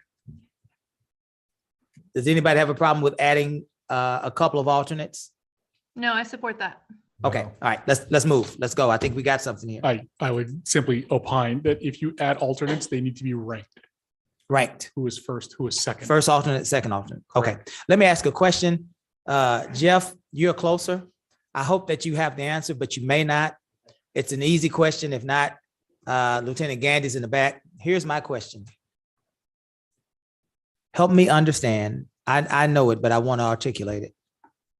How a new public safety facility plays into the overall reduction of crime. Well, without thinking about that prior to that night, I would say one of it is just the pure being a comfortable work environment, for one, to make people comfortable when they're there. 2, when a citizen comes into the police department, they want to be comfortable while they're there. When you're a victim of a crime and you come into a station and you're going through a very bad time in your life, you want to see it clean and presentable. And it also helps with just the recruiting process of having new applicants to apply for the department. But one of the biggest things is when a victim of a crime comes in is having them comfortable when they're in a comfortable setting. Did you want to add something? Yeah, recruiting and retention of our officers is important. It's important for our officers that are here, that they stay here, that they know the community, that they know the good people, they know the bad people. They know the lay of the land. They understand our community. So that's really important. And it may seem minor, but just a building that breeds confidence in your community is important. When we're bringing in defense attorneys, when we're bringing in prosecutors, we're bringing in other police agencies and stuff like that. Them being able to have a professional working environment, it breeds confidence and it allows us to get favorable outcomes more often. So. So let me just ask you, and let me repeat back to you what you said, and then I want to ask you about a couple things. So it sounds like I heard you say that the best officers, that their, not only their compensation and pay, but their facilities and their equipment factors in whether or not they engage employment with a city. Yes, sir. So your better officers tend to be better at preventing and prosecuting crime, right? Yes, sir. And so this is a feature that helps enhance our staff. Yes, sir. But let's drill down really quickly. 2 questions. I'm going to be gone. We're going to appoint. Also, we have an issue with our evidence room. Yes, sir. And so if there's an issue with the evidence room, that means that there's an issue with evidence that's being presented in cases that are being prosecuted. Yes, sir. Yeah, we have a storage issue. And I mean, when you're dealing with tight storage, you're having to be more efficient with your organization, and organization of a large amount of evidence becomes more difficult whenever you're in tight confined spaces. The safety of your public and your officers and your employees is also, because we're sharing the same ventilation, we're sharing the same AC as, pounds of drugs and Right. dangerous. Officers are getting high off of the evidence supply. I hope not. Listen. So when evidence is not able to be secured properly, that could, I'm not saying it ever has happened, but it could lead to an acquittal and put some very, very bad people back on the streets, which would make us less safe. I'm just trying to give people an idea of why a public safety building would make a difference in the overall reduction of crime. One more example, and then we're going to appoint. So now we have dispatchers that are dispatching, but they have to use the bathroom. And so now they leave, and then you're in there, Gandhi, and I know you're a great guy, but you're trying to man a job that you have not been accustomed to. And so now somebody's on the phone and there's a real emergency. And the dispatcher, who's trained to make sure that the resources are deployed correctly for the officer safety and for the victim safety. Police work and dispatch work is completely different. I like to think I'm a pretty good cop, but the things that those ladies and gentlemen that work in dispatch have to deal with, the amount of multitasking, and really it's just the repetitive nature, they develop the real skill for it. So anytime that we have to have them out and have anybody in there less qualified is definitely. When they leave and somebody calls with a life or death situation, it may not work out in that person's best interest. And again, these are just examples for those that are thinking, how is this going to reduce our crime? These are just 3 examples off the top of our heads on how this actually goes toward the reduction of crime. I'm ready to appoint. Our time is up, Casey. Are we ready to appoint? Go, Casey. If I may, Mayor. I'm sorry. This is the ordinance enabling it, so we'll pass this on the first reading with your amendments. Okay. And then we'll have the second reading the next meeting, and we will note, I'll get with Kiara. I make sure we notice an appointment if it should pass on second reading. Very good. I do have one question, Mayor. Go ahead. Alec, you mentioned in your presentation about timeliness, and I mean, the longer it takes, the more money it costs. I want to make sure we're not sacrificing quality though for speed, because the fire department has that issue right now. They've got some building issues. So I want to make sure that we're not sacrificing the quality. Absolutely. And I think where that statement came from, being able to mobilize city resources to relocate staff during the construction process is where we're going to do that, right? Being able to save 6 months of time because we do not have to remobilize teams to renovate the building because we couldn't move them is where we can see cost reduction. Anything after that is marginal speed. I mean, it's always helpful, but yes. Okay, I just want to make sure we're not sacrificing. Absolutely. Let me say this, Casey's gonna get ready, gonna lead us off with our appointments, but let me say this very clearly, very, We're not appointing today. You can't We have to pass the resolution. is that what you were telling me? Yes, pass the ordinance on first The reading. ordinance, yeah. But I do think that this is the moment that. Casey, I had my appointment ready. I was I do ready. too, but I do think this is the moment that we should say, let's make a vote on the resolution. And There you go. That's where we're going. And to add. I was getting ready to we appoint are- Alec. We are moving very quickly in order to get us done. We want to be able to see a building underway in January of 23. That's what our contract has us tied to in terms of when we need to deliver these documents. We anticipate working with this committee aggressively in order to meet with them on a very regular basis, in order to inform them, get them up to speed, and then get really good feedback from them. So the sooner we could have this committee seated and begin the engagement process, absolutely the better. Good, good, very good, very good. So what I was trying to say is Joe is asking for an amendment for 2 alternates. And we need an amendment. We need an amendment. Somebody needs to make an emotion. Are you making that a motion? Motion, I'm sorry. Is there a second? Second. Any discussion on the amendment? No. Let's vote. All those in favor of the amendment, say aye. Aye. Any opposed?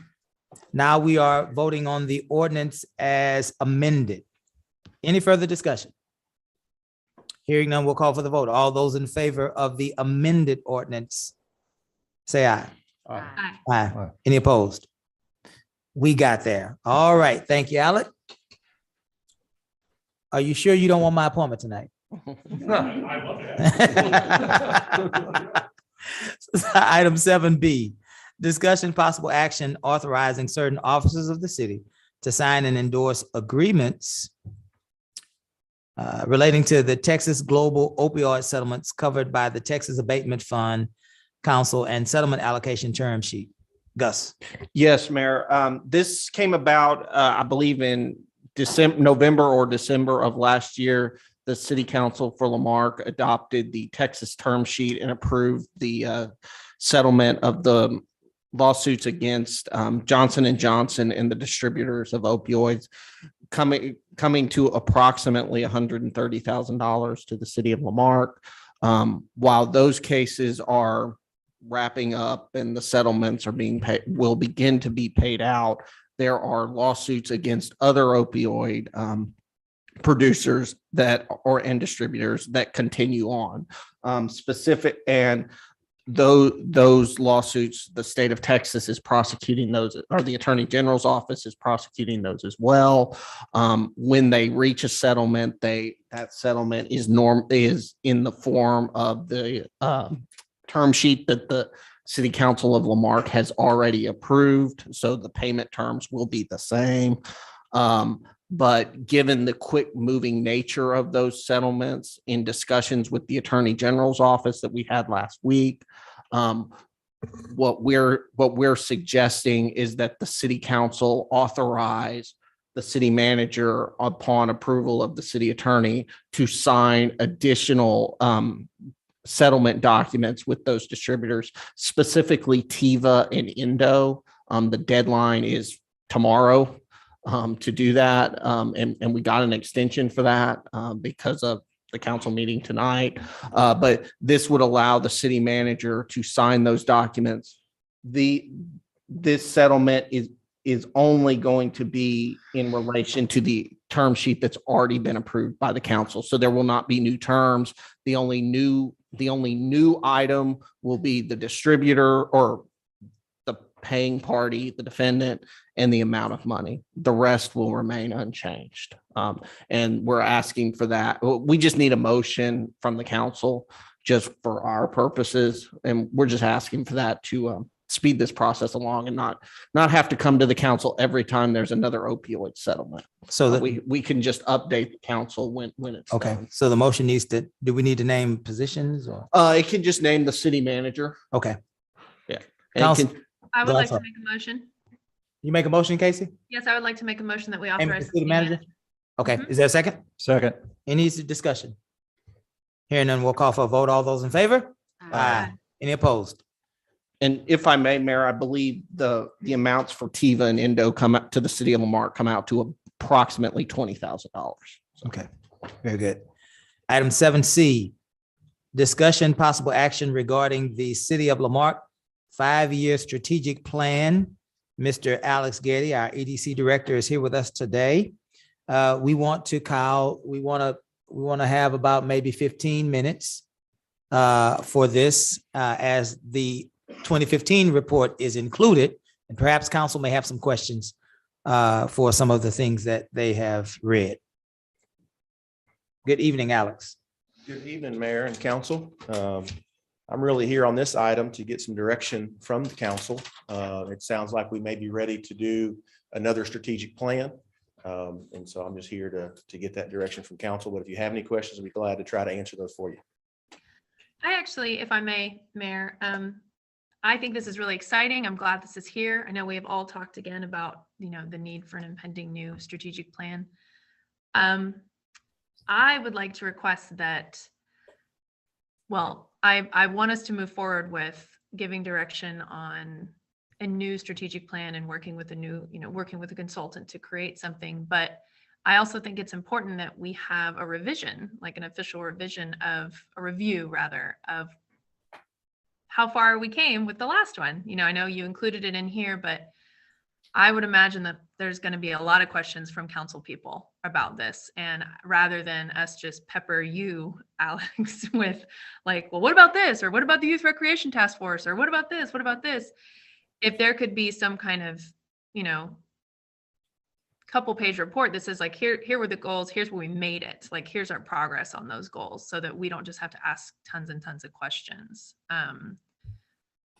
I don't know whether that's something we can have for the next council meeting, if the direction you seek can be put off for another month or what, but it's my intention that I would like to see something like that. And I don't even know if that is the purview of the EDC. I'm not really sure who should be providing that type of evaluation of our progress on our goals. But that's my request, that rather than us just talk here on and on about it, I'd like to see sort of some metrics and whether we met the metrics. Sure. In the plan, it provides for some accountability and who's responsible for those. Yeah. Things. And you're exactly right. Strategic plan is a living, breathing document. It should be reviewed annually or every other year to kind of make sure. And I know that council did a really good job using this plan for a number of years to help set budgetary items. So it's been very, very useful. And I think you'll find that the city has made some very good progress in a lot of these areas. I agree with you. And that's part of why I would love the opportunity for us to see, in black and white, like we met this, fell short here. We need to have this focused on for the next one, because I agree. For me, one of the things that is the biggest fuzzy part with the plans is that accountability factor. Like you're right, it does indicate for the different, priorities, who are the parties responsible. But from my perspective, there's still a lot of uncertainty. And I think as a council, we don't talk about this document enough. And we certainly don't talk about it with y'all. So that's something I'm very interested in for the next round of strategic planning, for there to be a little more clarity, particularly for us council people, on how should we be expecting to see updates on this, and what responsibility do we take as council people? Because I agree, I think a lot of things have been met. There's been a lot of impressive progress. Demolitions alone, shout out to code compliance. Anyway, those are my thoughts, Mayor. Those are my thoughts, council. I just don't want us to go on and on asking questions of Alex. Yeah. Michael? I wish that we had, because I know in December, I talked about getting a master city plan. We already got a parks plan, but we need a water plan. We need a drainage plan. Mm-hmm. I mean, because that can tie into the strategic plan. Absolutely. Here. So, I mean, without those documents or those plans, I mean, it's not a complete strategic plan. Right. So what I mean, it's a little late to go, hey, we need this plan. We need the drainage plan because we're talking about this document now, but that's something we need to look forward to. Mhm. And we need to start planning for. So are you suggesting that this is something that you would like to see in this new strategic plan? Or are you suggesting that the new strategic plan should call for a drainage plan, a water supply plan? Well, some of our strategic planning should be based off of our drainage needs. So it or should our be parks incorporated in what plan. we're getting ready to do. with Correct. Alex. It should be Very incorporated good. into it. So maybe next year, when we relook at this, or 6 months, we have those plans done so we can go, hey, look, we did good on drainage of Melody or Mary Lane, but now we got drainage problems at Highland Bayou. So we can adjust as we need to based off of our drainage plan. So we want Alec, as they secure a person to do this plan. Part of this is going to be us also asking them to do a drainage plan. Well, And- we can do we can authorize the drainage plans, get those drainage plans, but then when Alex brings up the strategic plan and the economic development plan, they should all be tied together. We should work hand in hand with them off of our plans. For drainage though, that's what I'm. Well, like all of our plans, our parks plan, because this strategic plan really doesn't talk about the parks, and we just have a parks plan. Yeah, this document is So- not a No, it's comprehensive not. plan. No. Right. It's a strategic plan, kind of helps set the Right. roadmap. It's not all encompassing. That's more of a comprehensive plan. I think that you're looking at all those pieces that come together. And Right, that's- but that that's- should be part of the strategic plan, though. I Well, think it That's can my be- feeling. a strategic plan is much more big picture, right? So I mean, Yeah. I think strategic plan, it can be when we start to give guidance for a strategic plan, when we're working with someone, we can say, we want to have goals that include creating a city comprehensive plan that includes this, and this. But that would be I think that would be a wholly separate project than this. Okay. And I think, I agree with you. I think we need that. But I do. Oh, no, think yeah. it's enough. You're right, Casey. I think, and Michael, you're right as well. I think this plan should say that the council should work on providing a comprehensive plan. Yeah, we can do that. Yeah, We can do yeah, that. because that Yeah. way it makes long-term. And that'll place the onus on us to actually go forward with. Gotcha. I understand where you're going. I But my got you. question is, who does that for? That's not something for EDC to do. No, they're just Right. doing a No. strategic Right, plan. But right. it sounds They'll like do the part of that, strategic in plan. that Right. plan, they will be saying to us, council, we need you to work on a comprehensive plan for the city. Mhm. And that'll be That our would be work. Our drainage. Yeah, that'll be our work. parks, our- Because, I'm sorry, Oh, are you go ahead. finished? No, I'm good. So my biggest concern about the strategic plan is I would like EDC to really focus on business. And you and I have kind of talked about that, to really bring bigger businesses to the area. And my direction would be to really focus on that and get a little bit more aggressive and have those reports that she's talking about as far as what are our goals? Are we going after the top 500? Tech is real big right now in Texas, but we don't have one here. And so for my direction would be we need to get more aggressive as a city. And right, to me, based on what I've seen on the last one, there's not a lot of accountability. Like, what are our goals? Did we meet them? Yes or no? And that we don't have that particular document to come back and say, this is what we've done. I think that our strategic plan needs to say that and communicate that. As a freshman on the council, that's what I see lacking as far as the business part of it. Amazon, we know Walter Hallam did that, pretty much got that going, but we as an EDC, we need to be more aggressive and be willing to partner more with the citizens that are here. And I would like to see that be a part of the strategic plan where we do where we look for people from here within and try to see what we can do to partner with them to help to create businesses here if they're not willing to come here. You know what I mean? And I think we need to be more intentional about that in our plan and to have those reports do we get a report? Because I don't know that. Do we get a report every year from EDC about what they accomplished? Yeah. And we get that win Mhm. typically. And I think that honestly comes back to my point of it's not all on EDC, to be fair, unless I'm misunderstanding, Alex, but like there's a number of these items that are not, it's not EDC's responsibility to carry out X, Y, and Z. EDC paid for the strategic plan to be created. A lot of these items, the accountability is on a mix of EDC, city staff, council, Right. EDC, city Community. manager. Yeah. Right. So like, that's why I'm saying, I completely agree. I mean, Kim, you just, reiterated what I think as well, which is I think we're fumbling in the dark a little bit in terms of, well, where are we? What have we done? What is the progress? And before we make plans about the next set of strategic plans, I just want to see the facts about where we are, because I think we'll be pleasantly surprised in a lot of areas, but it will also bring our attention to what did we say, what did the citizens say they wanted 5 years ago that we still haven't met? So what's still the top priorities? Yeah. Okay. Kim, will you?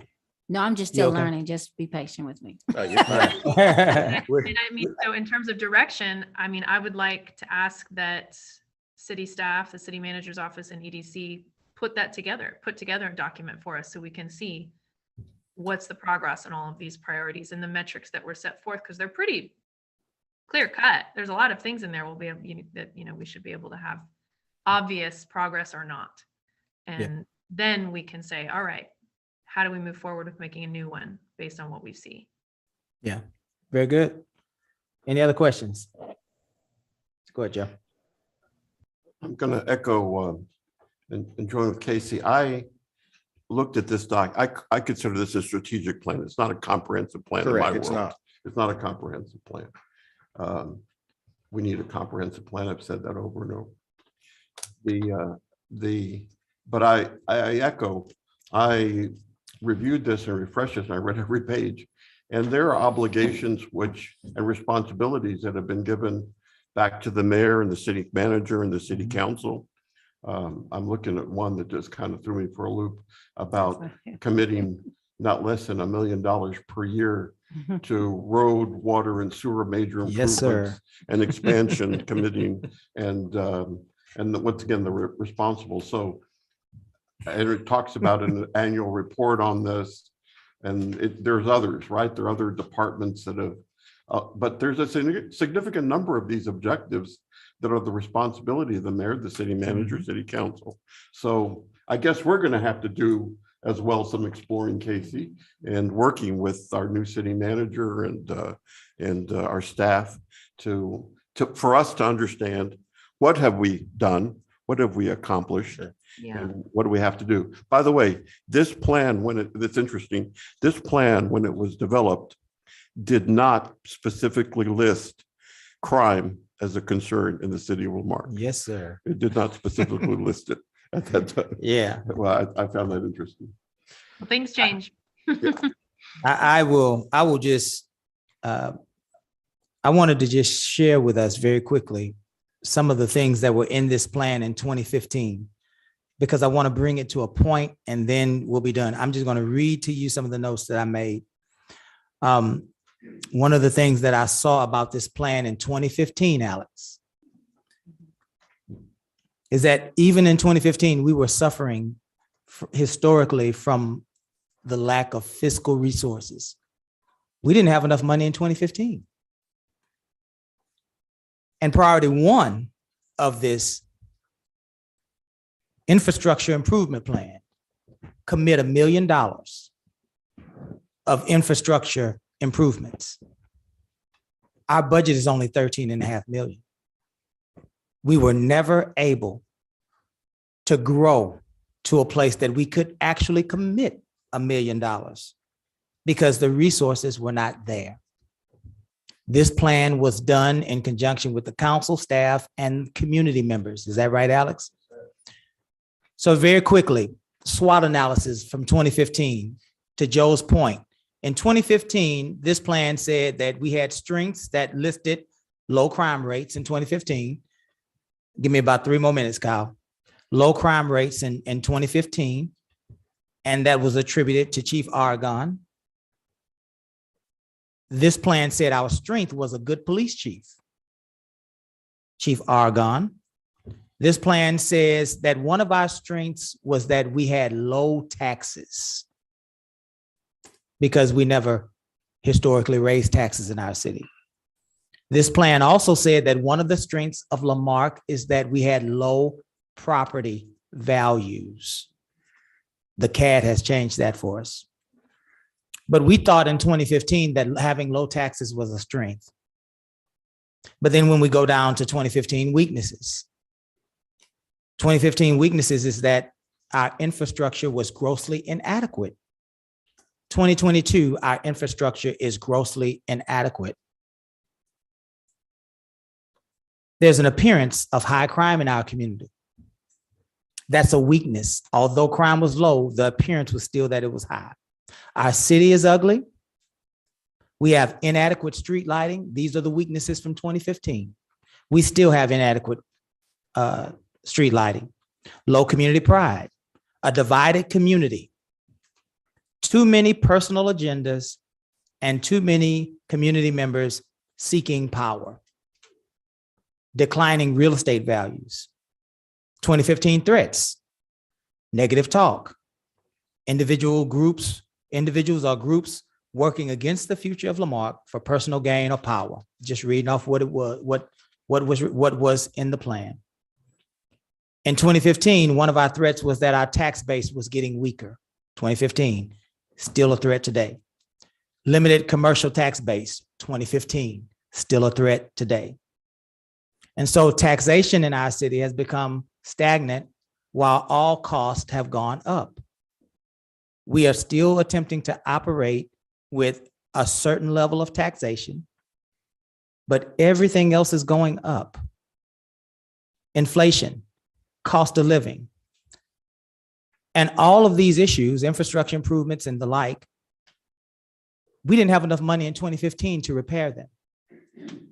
So how is it that we think that we can get all of these things done in our community by keeping our taxation and our revenue the same?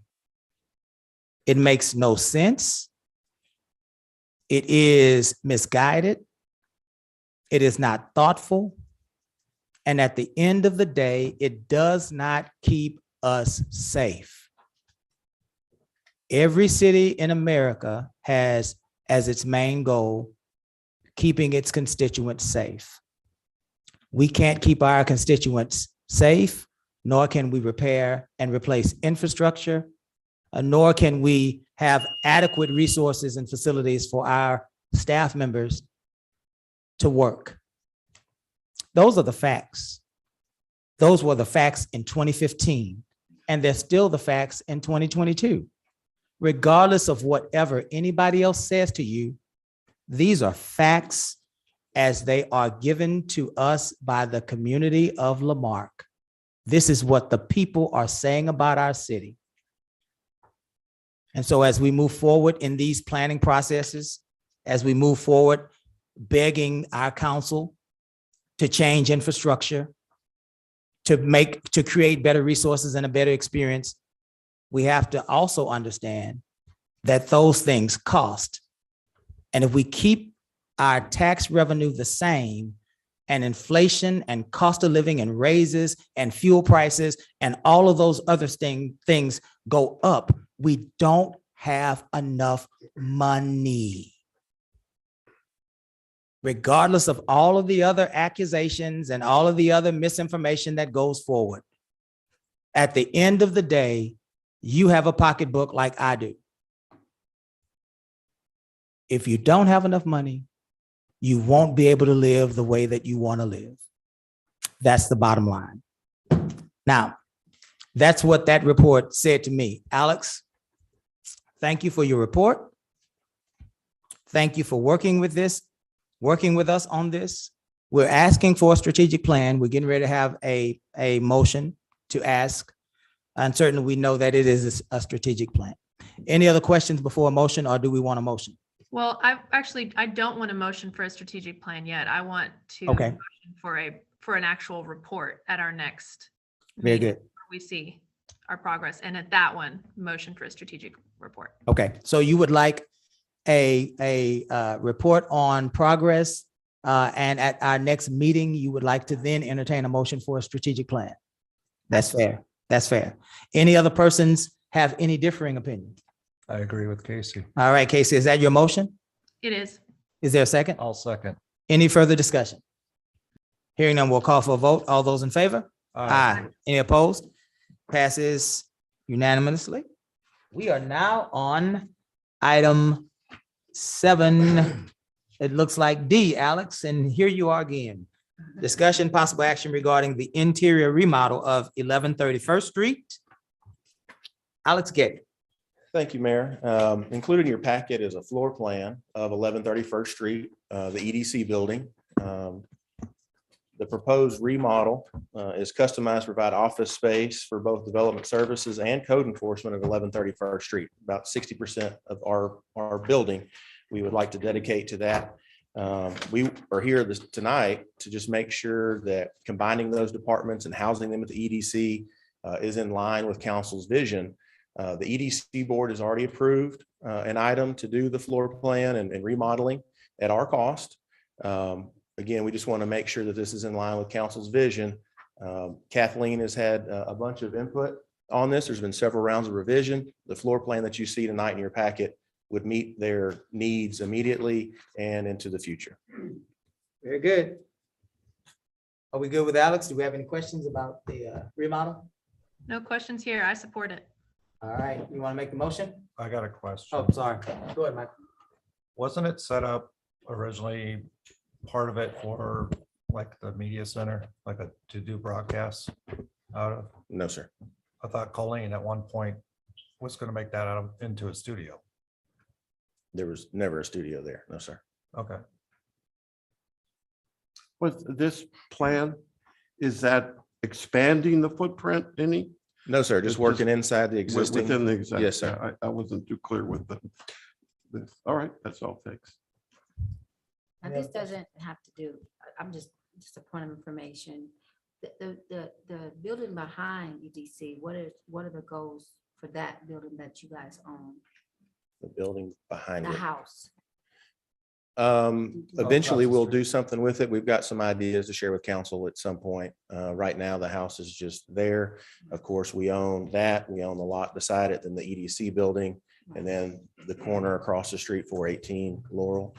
We're working on a few things, but that house is ultimately probably going to be a demo. Oh, okay. Yes, ma'am. That's all. I will entertain a motion to approve. So moved. The second. A second. Any further discussion? Hearing none, we'll call for a vote. All those in favor? Aye. Any opposed? Thank you, Alex. Item 7E, discussion, provide direction regarding updating city zoning maps. I believe we made a pledge to revisit. Last year, we made a pledge to revisit our zoning ordinance. And so we will let Mayor Pro Tem drive this discussion. Let's start with about 5 minutes and see if we need to build.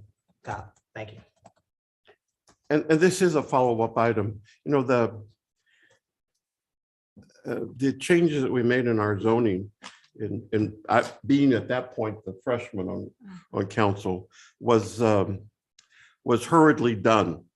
And I felt uncomfortable then. I still feel uncomfortable with feedback. And the fact is, Lamarck is a hybrid community. We have more of our West End area, as Alex and EDC knows. Objective being the guidelines that usually come with planned communities and those other requirements.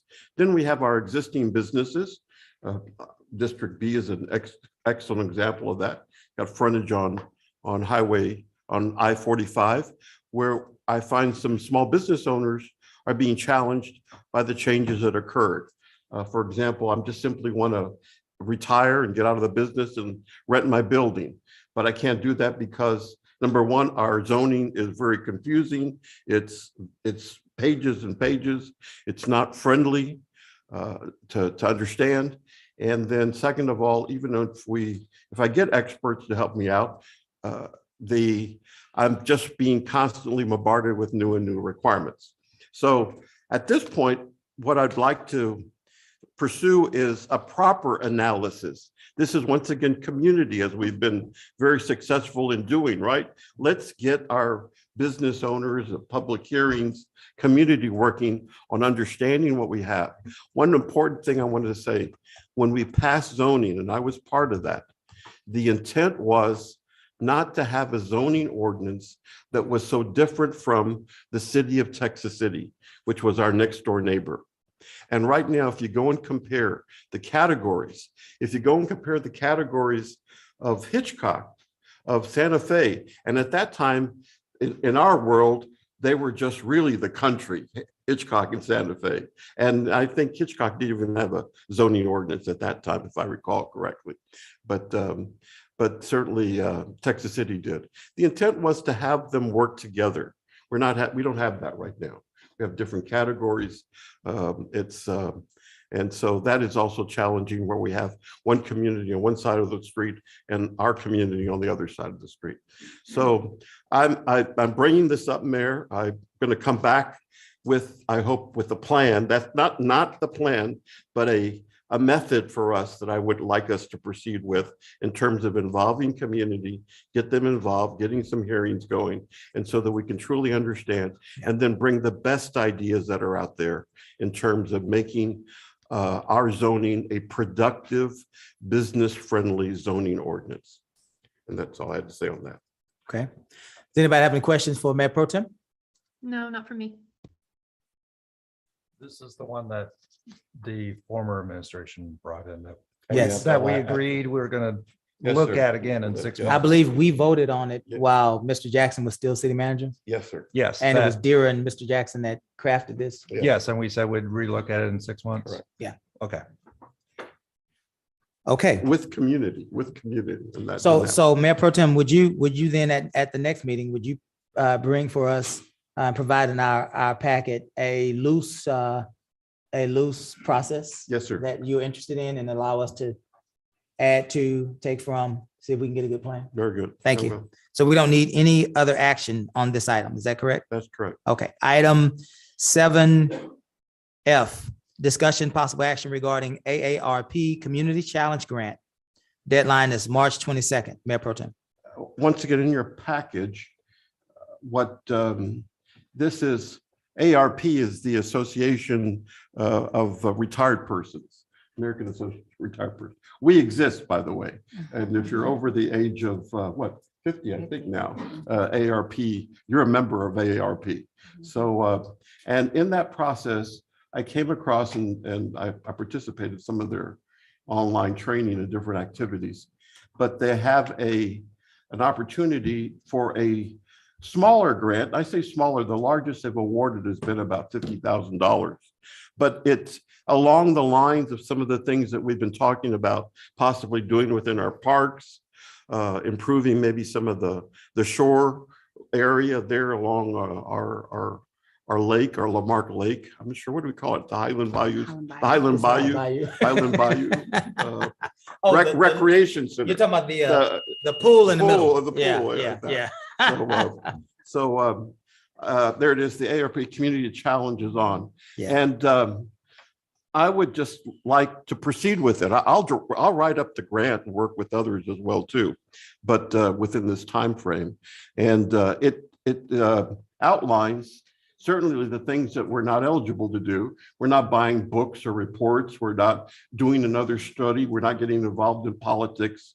We're not sponsoring other organizations' events, but we are looking for a range of possible ideas on transportation and on mobility, a range of housing options, items that bring about diversity, equity, inclusion, and build engagement and leverage funding.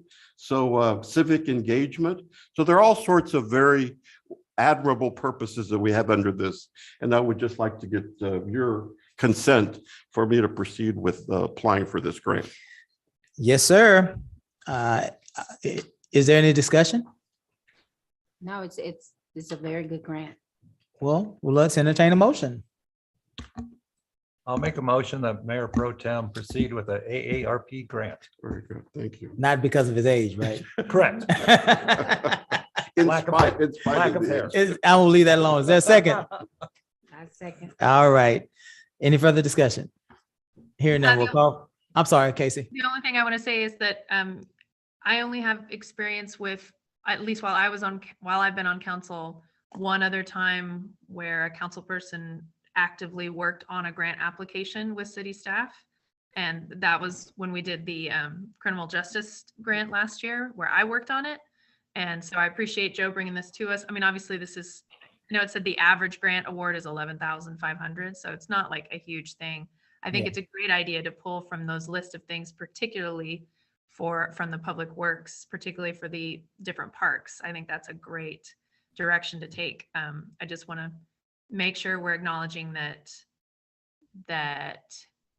it's for the public, that we don't as council people habitually just like write a grant on behalf of the city, that it will be working with city staff Right. and supporting them. But I appreciate that Joe is willing, since this is a really quick turnaround, to, put some pencil to paper and go for it.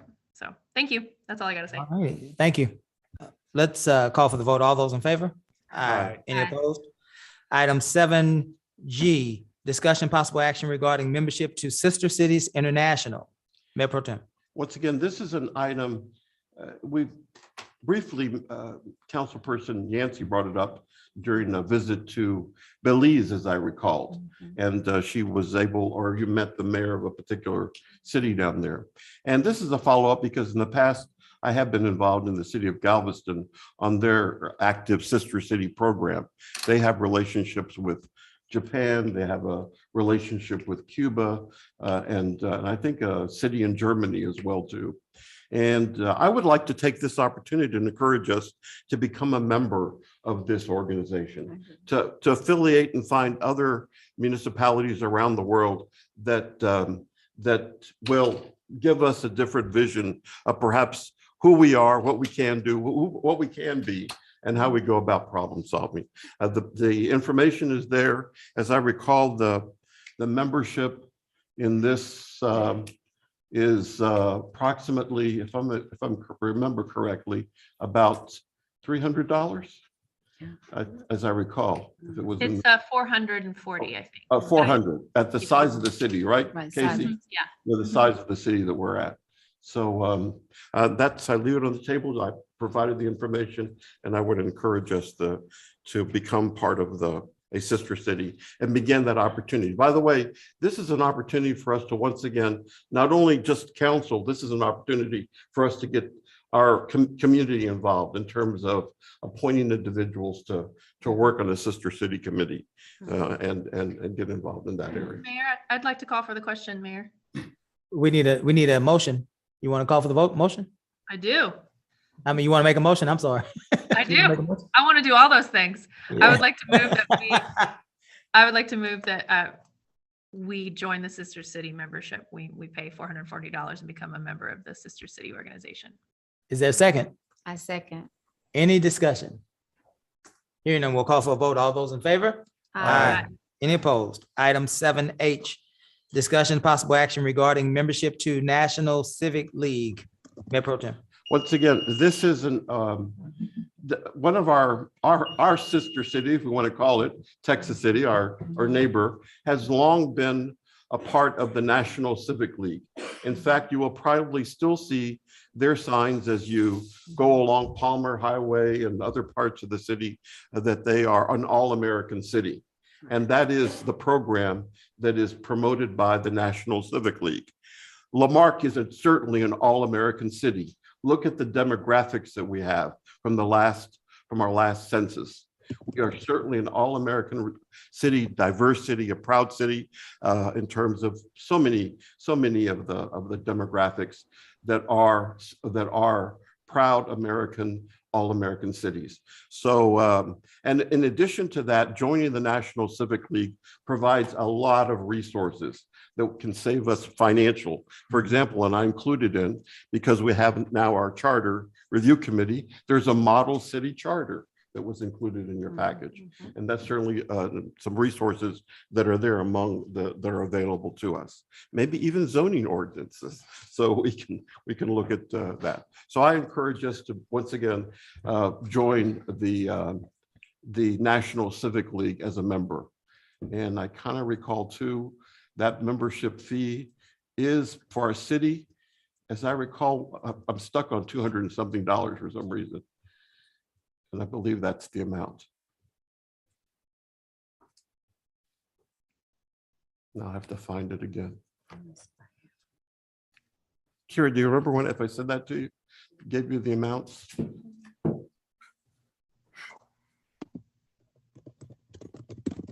All this stuff. Okay, well, let's, while Joe's looking for the amount, Joe, is it more than $200 or 300? Is it more than $500? No, it's not more than 175 annually. How much? Look at you. Casey, how much was it?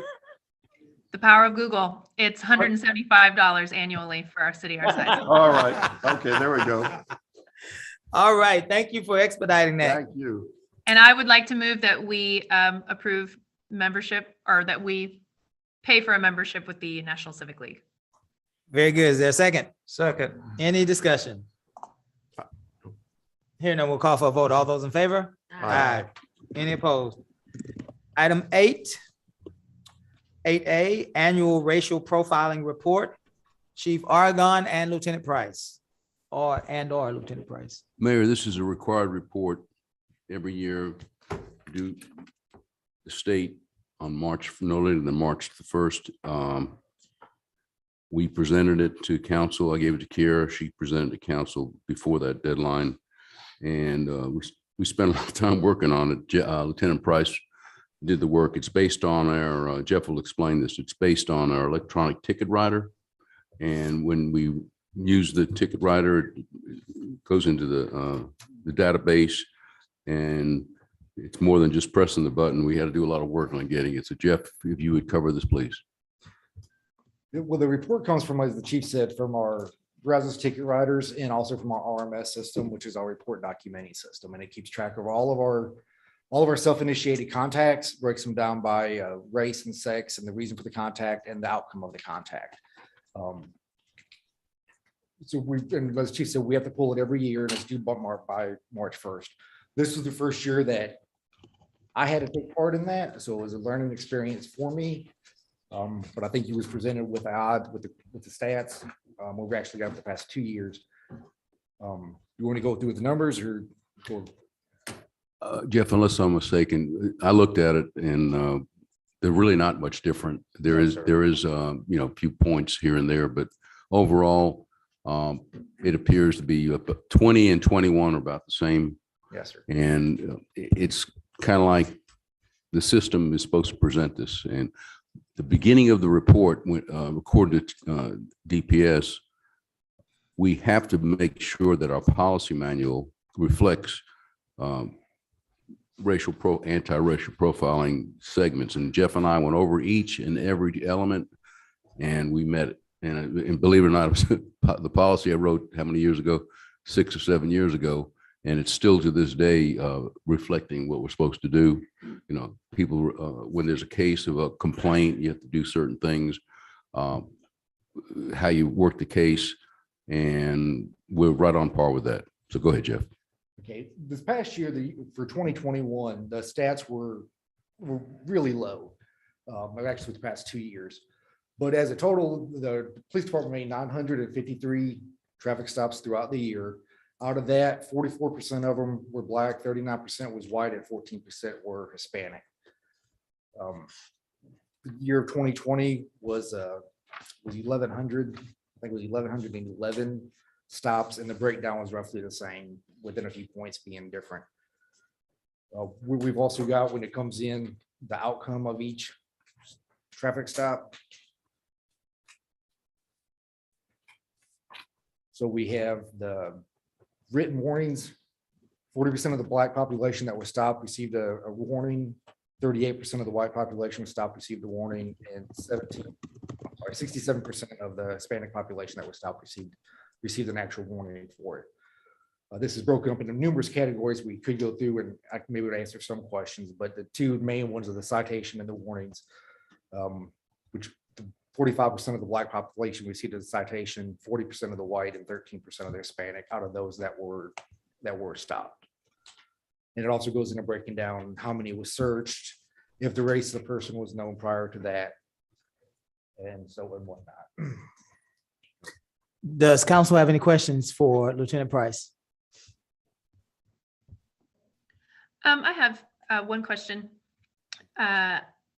There's mention of two complaints of racial profiling, two official complaints that were filed right at the end. Yes, ma'am. Yeah, Jeff, go. I was just hoping you could follow up with that. Unfortunately, I didn't look at our 2020 report, so I couldn't compare that to, I didn't compare that to 2020 and 2021. I didn't compare it to that. But what happens to that? And do we typically see those? I'm just trying to know what the They protocol. come in, this particular complaint was not off of a traffic stop. The racial profiling complaints can come off of anything where somebody files a complaint on the officers for race, and they believe racial profiling was involved. If I remember this one correctly, the officers were dispatched to a house in regards to a possum inside the house, and they couldn't find it, and they had to get called back a second time. So there was actually two complaints filed. Oh, yeah. By two different officers. I see. It was unfounded complaints, but if they are founded, then disciplinary action is taken based on the degree of what's founded for it. And who decides if they're unfounded or founded? The chief of police. Okay. Okay. And those would have been done, was that done during Chief Jackson's tenure or Chief Aragon? Chief Jackson. Okay, cool. Thank you. In the future, just for these reports, I know, I will imagine I'm not the only one who wanted to know that. It would be great, some kind of detail, just so I'm not wondering, what's the racial profiling question? What's the complaint? I want to know about the possums. Jeff, I talked to G-Rod about this, Lieutenant Rodriguez, about those two. Yes, sir. The complaint regarding the racial issues, that was unfounded. Yes, sir. But the officers, they found they did something inappropriate, nothing major. So I just want to let you know, it wasn't, the complaint on racial was not found, was unfounded, but the officers didn't do something appropriate. That's what G-Rod told me. Under Makes active sense what I'm saying? investigation. So it was 0-0 really, 0 in 2020, 0 in 21. Just the officers were, that shows the complaint was filed, but it wasn't founded. So they're both really 0-0. Yeah. 20 and 21. Okay. Any other questions? This is just an observation. I found it interesting that in contraband, the description, item 10, description of contraband, in those instances where you had a search occurring, there were no weapons at all that were encountered. Is that accurate, if I'm seeing that correctly? The Brazos how we had our information on Brazos, it's not reported that. That's something that comes through RMS, and it's a different reporting with that. That's not part of the actual racial profiling mandatory fields. Oh. It's on that we can option it, but it doesn't come the way that the program that we have to give that information. We'd have to pull that a different way. But it's not part of the actual mandatory reporting fields for racial profiling. So it would be helpful then to perhaps then make a notation of like these items are not required, and that's a separate, something to that effect, because then it becomes, in my world, a bit deceptive that, hey, I'm looking at this and there were no weapons that were, And that's because I'm sure we had. Rider that the program that we have with the courts, that it doesn't account for it.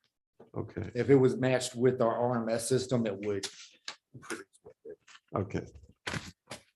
All right. Thank you. May I add a little bit of information? Yes, sir. Go ahead. Go, Lieutenant. One of the things that I have kept track of with doing this that I found interesting, like I said, all of the year of 2021, there was 953 traffic stops performed, which is a very, very low number. With everything that happened last year, starting on September 1st, after everything actually settled down and those who we're not causing, lack of better terms, a toxic environment at the police department. After September 1st, at the end of the year, out of those 953 traffic stops, 741 of them were done in the last 4 months of the year. And that is based on the support that we have from you, Mayor, from the council, and from the leadership at the police department. And it's much more better environment there now. We go back 2 years, we go back to the beginning of 2020 through August 2021. There was a total of 1,300 traffic stops. From September 1st till now, there's been over 1,100. So we've done as much in the past 6 months as we have in the past the previous 18 months prior to that. And that is, in my opinion, strictly because those who were causing the toxic environment are gone, and the support that we have from the mayor, from the council, and from the administration.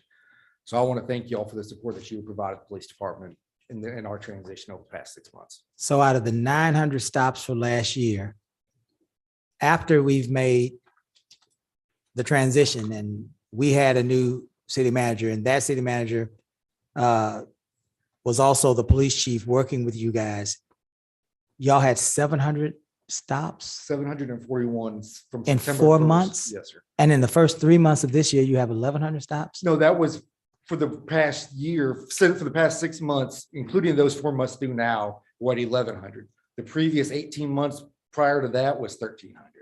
So we've done almost 2 years worth of work in the 6 months. We're Wow. on pace right now for this year to be close to 2,000. But we haven't hit the summer months yet, so that's definitely going to increase. And it's not a revenue generating stops, but directed stops. Excuse me, mouth is dry. Another example, Delafonso and Lake Road North, we have there's been 58 stops, particularly pertaining to the concerns those citizens had in that particular area since we started doing it. So it's working. It's definitely. It is working. Yes, it is. Our leadership change is working. Yes, sir. Thank you. Thank you, Lieutenant. That's great news. Great news. Yes. Great news. Great news. All right, I got beside myself. We're going to go into item 8B. Before that, council, I'd like to just let you know that we're going to be going into executive session. So we will have our comments before we go into executive session so that in case folks need to leave, they would be able to hear our remarks. But now we are at item 8B, report, State of Texas Broadband Public Hearing by the Texas Broadband Development Office. Mayor Pro Tem. I had the opportunity to attend the first public hearing by the new Texas Broadband Development Office, which is serving as the clearinghouse for state and federal dollars intending to close the digital divide by increasing access to reliable high-speed internet in the state of Texas. The Broadband Development Office will award grants, low-interest loans, and other financial incentives to internet providers, service providers who expand access in eligible areas. And when I say eligible areas, it is focused upon low to moderate income areas, especially those with a high student population as well too. The intent is to provide access to school age families to make sure that they're not in some way being deprived of the opportunity to continue learning within utilizing the internet. So this is the first of those meetings. There is, as you can see, a significant amount of money that's being committed to this in the Texas allocation. Is at this point approximately the figures are Infrastructure Investments and Jobs Act, which is the last one that passed. 42.5 billion was committed to that, of which 100 million minimum is coming to the state of Texas, as well as from the American Rescue Plan, another $500 million is committed to this particular effort on that side. So which is to say, Mayor, with this particular opportunity, as we are developing our own budgets with regard to our rescue fund dollars, we can understand, leverage some more of those dollars on that side. And the information is there in the package and for the public, our residents as well. Thank you. Just a quick comment to that, and I think I saw the transportation secretary on one of the shows this weekend, and he was saying that there was going to be billions of dollars for broadband. So this is a good time. This is a good time for this. We can probably leverage a lot of resources to help get these things done in our community. Does anybody have any questions or comments for Mayor Pro Tem as relates to this report? Very good. Let's move now. Thank you, Joe, for your work on this issue and keep us abreast. Item 9, appointments. Discussion possible action regarding appointments and or reappointments to fill various boards and commissions. Does anybody have any appointments that they would like to make tonight? I have one. I would like to add our former councilperson, Chris Lane, as an alternate member from District B to the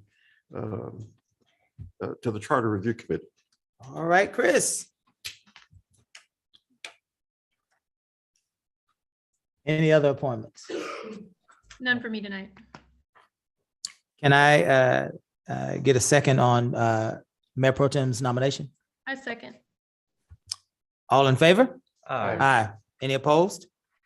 All right, that moves us now. We were scheduled to go into executive session, but we perhaps have 2 items and they may be long. So what we will do is move from item 10 to item 12, so that the council might announce those things that are important to our community while it is still 8:35. Casey, you are farthest away from me. Would you like to go first? I would indeed, sure. I just want to say, well, the vernal equinox comes up, the official change of spring. So happy vernal equinox later this month, you guys, March 20th.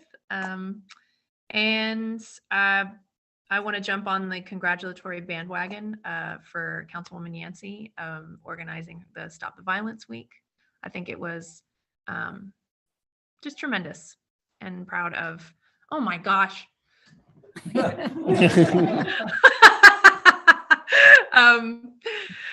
I'm proud of you and grateful for you. So that's all I have. Thank you. Thank you very much. Thank you to everyone for their time. And as always, big thanks to all the staff across all departments for all of the incredibly hard work they're doing at all times. Thank you. Michael? Michael wants Kim to go. Ladies first. No, okay. So thank you, Casey, for that. Stop the Violence Week was absolutely amazing. I just want to thank all the volunteers, District A, Delon. I hate to mention names because there was so many that helped that week to engage with our residents, going door to door, talking to people about the options that we have. Shout out to our sponsors, particularly Coastal Community Bank and College of the Mainland, who provided resources. They came out. We developed relationships with some people that were really, were having some hard times. So it was an opportunity to be very intentional with that week. We talked about solutions. We had fireside chats. Mayor, I will be giving a written report so that we can file with our clerk, so we can have a format where people can follow to see how cities can get involved with that. We are a blessed city with amazing minds to do things to stay positive. So I want to thank everyone for staying positive. This is Women's History Month, the month of March. And so to all the fabulous American women out there, thank you for striving to set a precedent and set a tone of excellence. It is my belief that when we strive for perfection, you will catch excellence. So in the midst of it all, God is still good. And in the midst of it all, we're going to keep working and doing what the elected people of Lamar have determined in this last election to do, which is they voted for me. And we're going to do what the people, the American people, have determined to do. This is a democracy. And I'm always saying how beautiful it is that we have the opportunity to participate or not to participate. So for those of you who are worried, don't be. Because we're going to continue to do the great work that we're doing. You just heard that crime is being dealt with. You just heard that we've got an amazing EDC that's doing some great things. So we've got some amazing things that are coming, and we just ask you to hold tight and let's take this adventure together. But I thank my council people, our attorneys, and our staff who have, and the entire staff who has held it down. We're going to be okay. I believe that for with God, nothing shall be impossible. Luke 1:37. I was built for this. Know that. Everywhere I go, I try to take God with me, and I try to take people with me. So I'm going to focus on the people of Lamarck that want change, the new Lamarck, the people of Lamarck that want to go forward, not stay in 1911 or 1915, but the people of Lamarck that really want to compete with the rest of the state. The people of Lamarck that really want to make a difference for the lives of children here who are not divisive, but who are really looking for the best that this city has to offer. As a woman, since it is March month, women are accustomed to being ridiculed. Some women are accustomed to being talked about. That is a part of who we are as American women, and that is why we are so great, because we know how to fester and forge ahead. And let me say this. There are certain people who are 3%ers, who are professed 3%ers, and 3%ers hate women and government. So I am asking all of the beautiful women of Lamarck to stand for American justice, and all the women of Lamarck to stand for American democracy as we continue to press on toward our goals. So again, thank you so much for your prayer support, to all the churches that supported, to my fellow councilmen who showed up, and for everyone that prayed for us. It was a great week, and I hope, Mayor, that we can do it again. Yes, ma'am. Thank you. Thank you. Happy Women's Month. Yes. Well, I can't top that. Yeah. That's why she went first. It is Women's History Month, so thank you for all the ladies out there that have done miraculous things. Even my own mom who gave birth to me. So that's a good thing. I do want to say to all the Irish, St. Patty's Day is coming up. Yeah. And if you need corned beef and cabbage, my door is always open because I've got 6 pounds of it. And my family does not like corned beef, so it's all mine. I'd like to thank Chief Merriman on your promotion. Congratulations. Yes. All right, Chief. Mr. Saylor, your promotion as well. Yes. And that's all I have. And thank you for the great participation tonight. And to the staff, as always, you guys do miraculous things. You guys do wonderful things, and keep up the great work. Mayor Pro Tem? I'm not going to go back to 1911, but maybe 1960s. And I'm going to brag a little and also express my sincere thanks to Jeff Price and Randall Aragon. And they stepped forth with a very sensitive matter of some domestic violence. They were willing to sit down with the family, and we had a very productive engagement with that family. They were very, very grateful. I felt like almost that we were in Mayberry, USA. So that's what I'd say, the 60s. And it was community coming together and resolving the issues at hand, and also providing us all a teachable moment of how we can utilize resources in our community to certainly provide services to those with the greatest amount of need and fear as well too. Persons should not be fearful of living of their life living in this community, because we certainly have a police force and very empathetic individuals that serve us in that regard. So once again, my sincere thanks from the family, and they're very grateful for that. I also have received some calls about individuals interested in knowing how they can provide some assistance to families in Ukraine. The easiest is once again to go to the Red Cross site. We're not sending weapons over there. It's just humanitarian.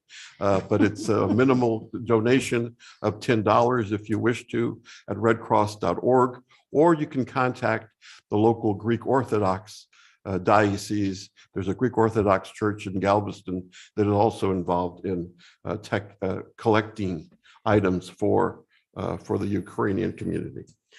Thank you all. That's it. Thank you, Joe. Thank you. Well, I feel the urge to share with you that I am lucky and that I am blessed to serve in this capacity and to be a public servant. It's not easy to serve the public in any capacity. In fact, it can be rather difficult. I'm a happy-go-lucky guy, and I enjoy a lot of the things that I hear and that I see, things that people say. They are running jokes in my house, and we have a good time with it, because politics does not make any of us here. It's something we do to try to help the community, but it's not who we are. If it were who we were, it would probably destroy us, and then we couldn't laugh and have a good time. Doesn't bother us. Thank you for all of the well wishes, the people that have called to ascertain my well-being. Again, my family laughs at some of the things that we see, and we anticipate more. Perhaps they will figure out that in third grade, I stole a stick of bubble gum. Maybe, maybe they'll figure out that I don't actually, David, cut my own yard. Who knows what they'll say? But I feel good about it because I understand that I'm here for a purpose and I'm here to help the community. But I wanted to encourage the rest of us on council with this from Theodore Roosevelt. It's important to me. I look at it every now and again. The man in the arena. And Theodore Roosevelt is quoted saying the following: "It's not the critic who counts. It's not the man who points out how the strong man stumbles, or where the doer of deeds could have done better. The credit belongs to the man actually in the arena, whose face is marred by dust, whose sweat and blood, who strives valiantly, who errs, who comes short again and again, who spends himself in a worthy cause, who at best knows in the end triumph of high achievement, and at worst, if he fails, at least he fails while daring greatly. So that is his place. It shall never be without those cold and timid souls who neither know victory nor defeat." So I encourage my council with this idea that you ought to be applauded and respected for being the men and women in the arena. Whether we win, whether we succeed, whether we fail, or whether we stumble, feel good about the fact that you are the men and women in the arena, and that counts. Now, let me say this. I'm excited that we are now in the midst of a tax rollback election. And so we have a lot of decisions to make. And this is a great opportunity for all of us to make these decisions. The council has provided for you a budget. We've provided for you a tax rate, and we have shared with you where those expenditures are going. The council continues to have budget hearings, tax forums. We will have one this month. We will have one in April, and we will entertain any questions about the tax rollback issues. We will entertain any comments And here's what's most important. We will entertain any plans. There are very few folks in our community that are saying to us that these things perhaps are bad ideas, but there isn't any accurate information, nor have there been any proposals or plans brought to this council. It's one thing to say what we don't like and what we are against, and that's okay in a community, and it's okay in a democracy. But if we do that, then the next thing that we should do behind it as good citizens is to provide a plan, right? Is to provide some sort of,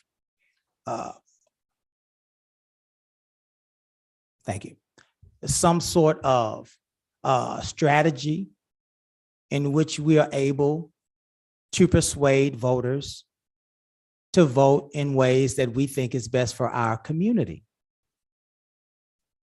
If there's never a plan brought to council, what does that say about a plan? What does that say about those that are pushing this plan? Because this is where all of us have decided that we will conduct the city's business right here. And if there are any other issues relating to this vote that the people, not the council, that the people need to know and understand, then that should be done in a setting that we can all dialogue together. We can compare apples to apples and oranges to oranges, because ultimately the most important thing is that our community is informed and educated so that they can vote their conscience. When we have information floating around in social media and not making its way to council, that's like every other piece of information we find on the internet. It needs to be verified. If the plan is so superior, why not bring it to council and allow it to be broadcast for an entire community to see? If that's not being done, then I would then submit to you, perhaps there is a problem with those plans, that maybe they don't actually do the job, or that maybe they are not actually consistent with what we know to be the truth. If the plan is the best plan, we have tax forms, bring that plan. We not only invite you, we implore you, we encourage you to bring that plan so that every member of our community can see discussions based on your issues with this taxation versus what those pieces of information we have as a council. That's what anybody that wants to make our community better, that's what they would do, right? If we want to make the community better, that is what we do. We come and present ideas before our council and our community. And we allow those ideas to be compared with one another. We don't put things out on the internet so that people can be confused as to what they are trying to decide. And that's how we know what motives are. The motives of people that want the city to move forward together would provide for them to come to the council and provide a plan if they have one. So we're going to have 2 more tax forms. And as you see things on the internet, I encourage you to say, please take that to council. If you really want us to consider that, please take it to council. If you really want us to understand the truth, your side, their side, whoever's side, bring that to council. That should be our mantra. We don't get to make allegations and then not provide for those solutions. Along with that, let me share this with you. What I'm prepared to do, there's been a lot of things that are said in our community. A couple things I want to bring to you. If in fact those plans aren't brought to council, there's a lot on the internet. Perhaps some folks, some of our staff members, or maybe some members of the community, we might be able to bring some of those things that have been posted about the tax rate, bring them into this council so that we can debunk and correct some of those pieces of disinformation. We can do that so that we can make sure the public knows what we're actually talking about. And secondly, there's been a lot of things happening in our community. Let me say this to you. In addition to every tax forum, what I am prepared to do as your mayor is I am prepared to sit down after the tax forum or before in front of this dais and have a discussion with any member of our community that has any question for me, whether it's about taxes or anything else. Because if you're saying things about me, let's talk about it in front of everybody together, right?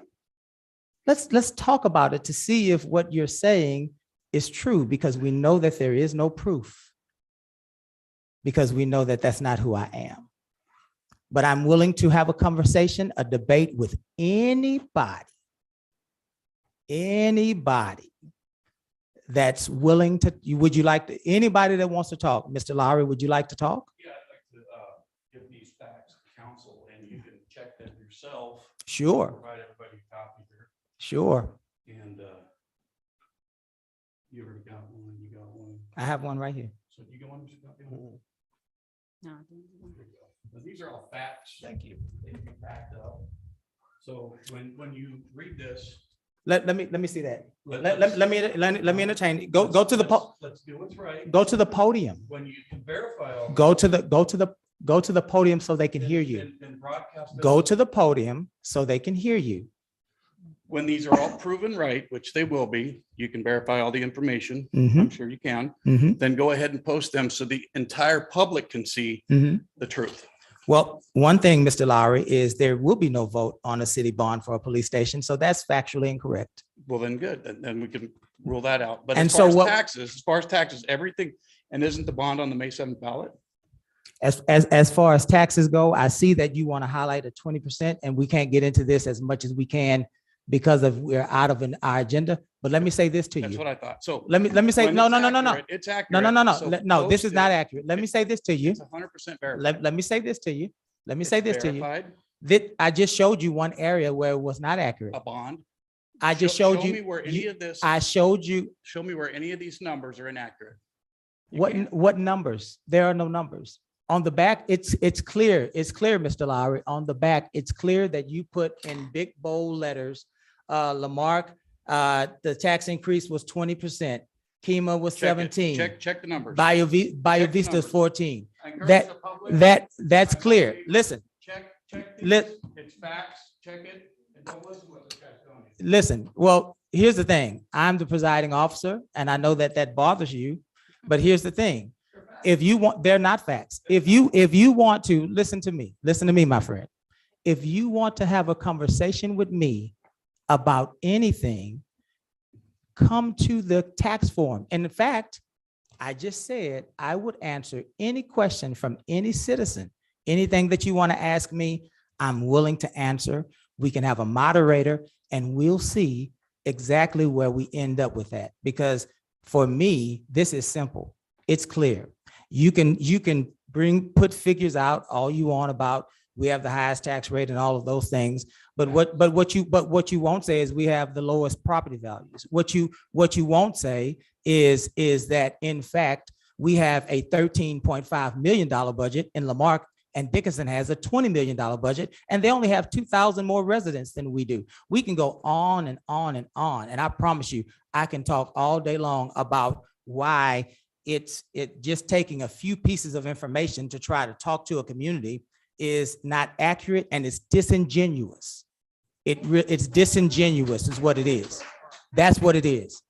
At the end of the day, Mr. Lowry, you've said a lot of different things about me that are not true.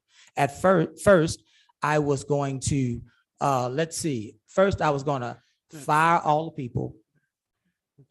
No, let me finish. Let me address this. I'm the presiding officer. I'm going to address you because you came up here. You came up here out of the meeting. You've came up here outside. Mr. Lowry, I gave you a chance this is not facts. I gave you a chance. You're disrupting the meeting. Here's what I'm saying to you, sir. And I know that we have cameras here, and I know that you got Mr. Del Chafino's people here. I get that what you're trying to do is attack this council. I get that you're trying to undermine our authority. I get that you are trying to do harm to us because you have a personal vendetta. And that's clear. That's clear. This is, I just showed you one area of your whatever you gave that's not accurate. In fact, the fact that you're actually bringing these into this council is a violation of the Texas Ethics Code, but we allowed you to do it anyway. Here's the thing. You have lied on me. You have slandered me. You've libeled me. You have said all sorts of things about me, but here's what you have not done. You have never proven any of it. And you've called, and let me finish and I'll be done. And you've called the FBI and you've called the Texas Rangers and you've talked to Jack Rody, and none of them have moved forward with anything as it relates to the mayor or this council. That should tell you that there has been no improprieties, but you continue to say that because you have a personal vendetta against this council and the community,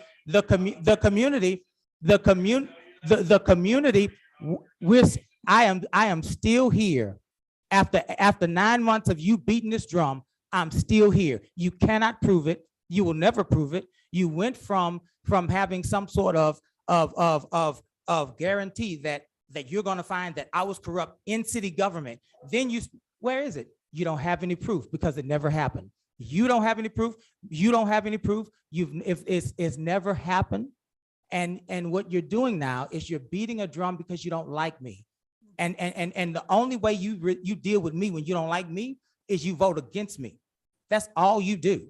That's all you can do. Mr. Lowry, Mr. Lowry, those are not facts. Again, I tell you what, you and me in this chamber, and we can talk about whatever you want to talk about, whenever you want to talk about it, but let's let the world see. Let's let the world see.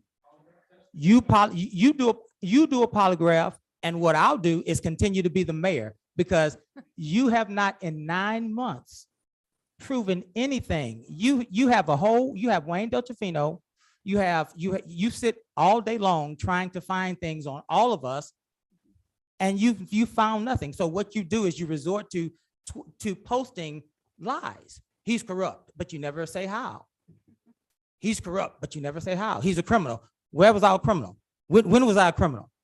You have no proof, Joseph. And please, well, you can do whatever you want. It doesn't matter to me because I'm going to still be the mayor. I'm going to continue to still be the mayor. But what you're doing is dividing a community over lies, and it has to stop. You have a personal vendetta against me. You have where is it? Where is it? Where is it? Where is it? Where is it, Joe? We're waiting. You don't have any proof. Your testimony is your proof? I don't think that works in the American judicial system, sir. I really don't. Mr. Mayor, I got to intervene. Point of order. We'll go. But I needed to say that because I've watched you defame me for months on end. And what I'm saying to you, Yeah. sir, Yeah. is this. And I don't like corruption. It's a pet peeve. Right. And you ain't found none here. Right. And I think this is not, we need to move on. if We'll we move could. on. We'll move on. We'll move on. Now that we got that out of our system. Gus, do you have anything? Just Chief the Argani- 2 executive session items, Mayor. Chief Argon, do you have anything? Yeah, one thing there. I implemented a neighborhood dispute resolution team. I sent it all to council members. We've had some neighbors that have had some concerns and been almost violence erupted. And myself, I'm the team leader. Lieutenant Price is the assistant team leader. My administrative assistant is on the team. Kathleen's crew is on the team, whoever she picks when we have a dispute, and the city attorney. Some of these disputes really between neighbors could be violent. So we'll go in there and talk to them, mediate, and we'll bring it to a closure. We've already had one months and months ago. It was here on my first run and we fixed it. Well, it was kind of fixed, but we heard both sides, and we had one recently, and we're going to go back in 90 days to see how it's going. So I think that's important. Neighbors can be violent, believe it or not. I've seen it in my career. That's all I have, Mayor. Very good, very good. Cesar, don't you leave. Ms. Earl, go ahead. I just wanted to add on to Chief's statement. On Wednesday, I want to say thank you in advance for our city council, our mayor, interim city manager, our department heads Oh, yeah. for our day in the life event on Wednesday morning. Our undercover boss / dirty jobs. So I'm very excited y'all are doing this, and thank you everyone in advance. Very good. That's going to be an exciting time. I think that you have, I think I'm going to work in public works. Is that right? So how did Joe get to be in the utility building? That's what I need to.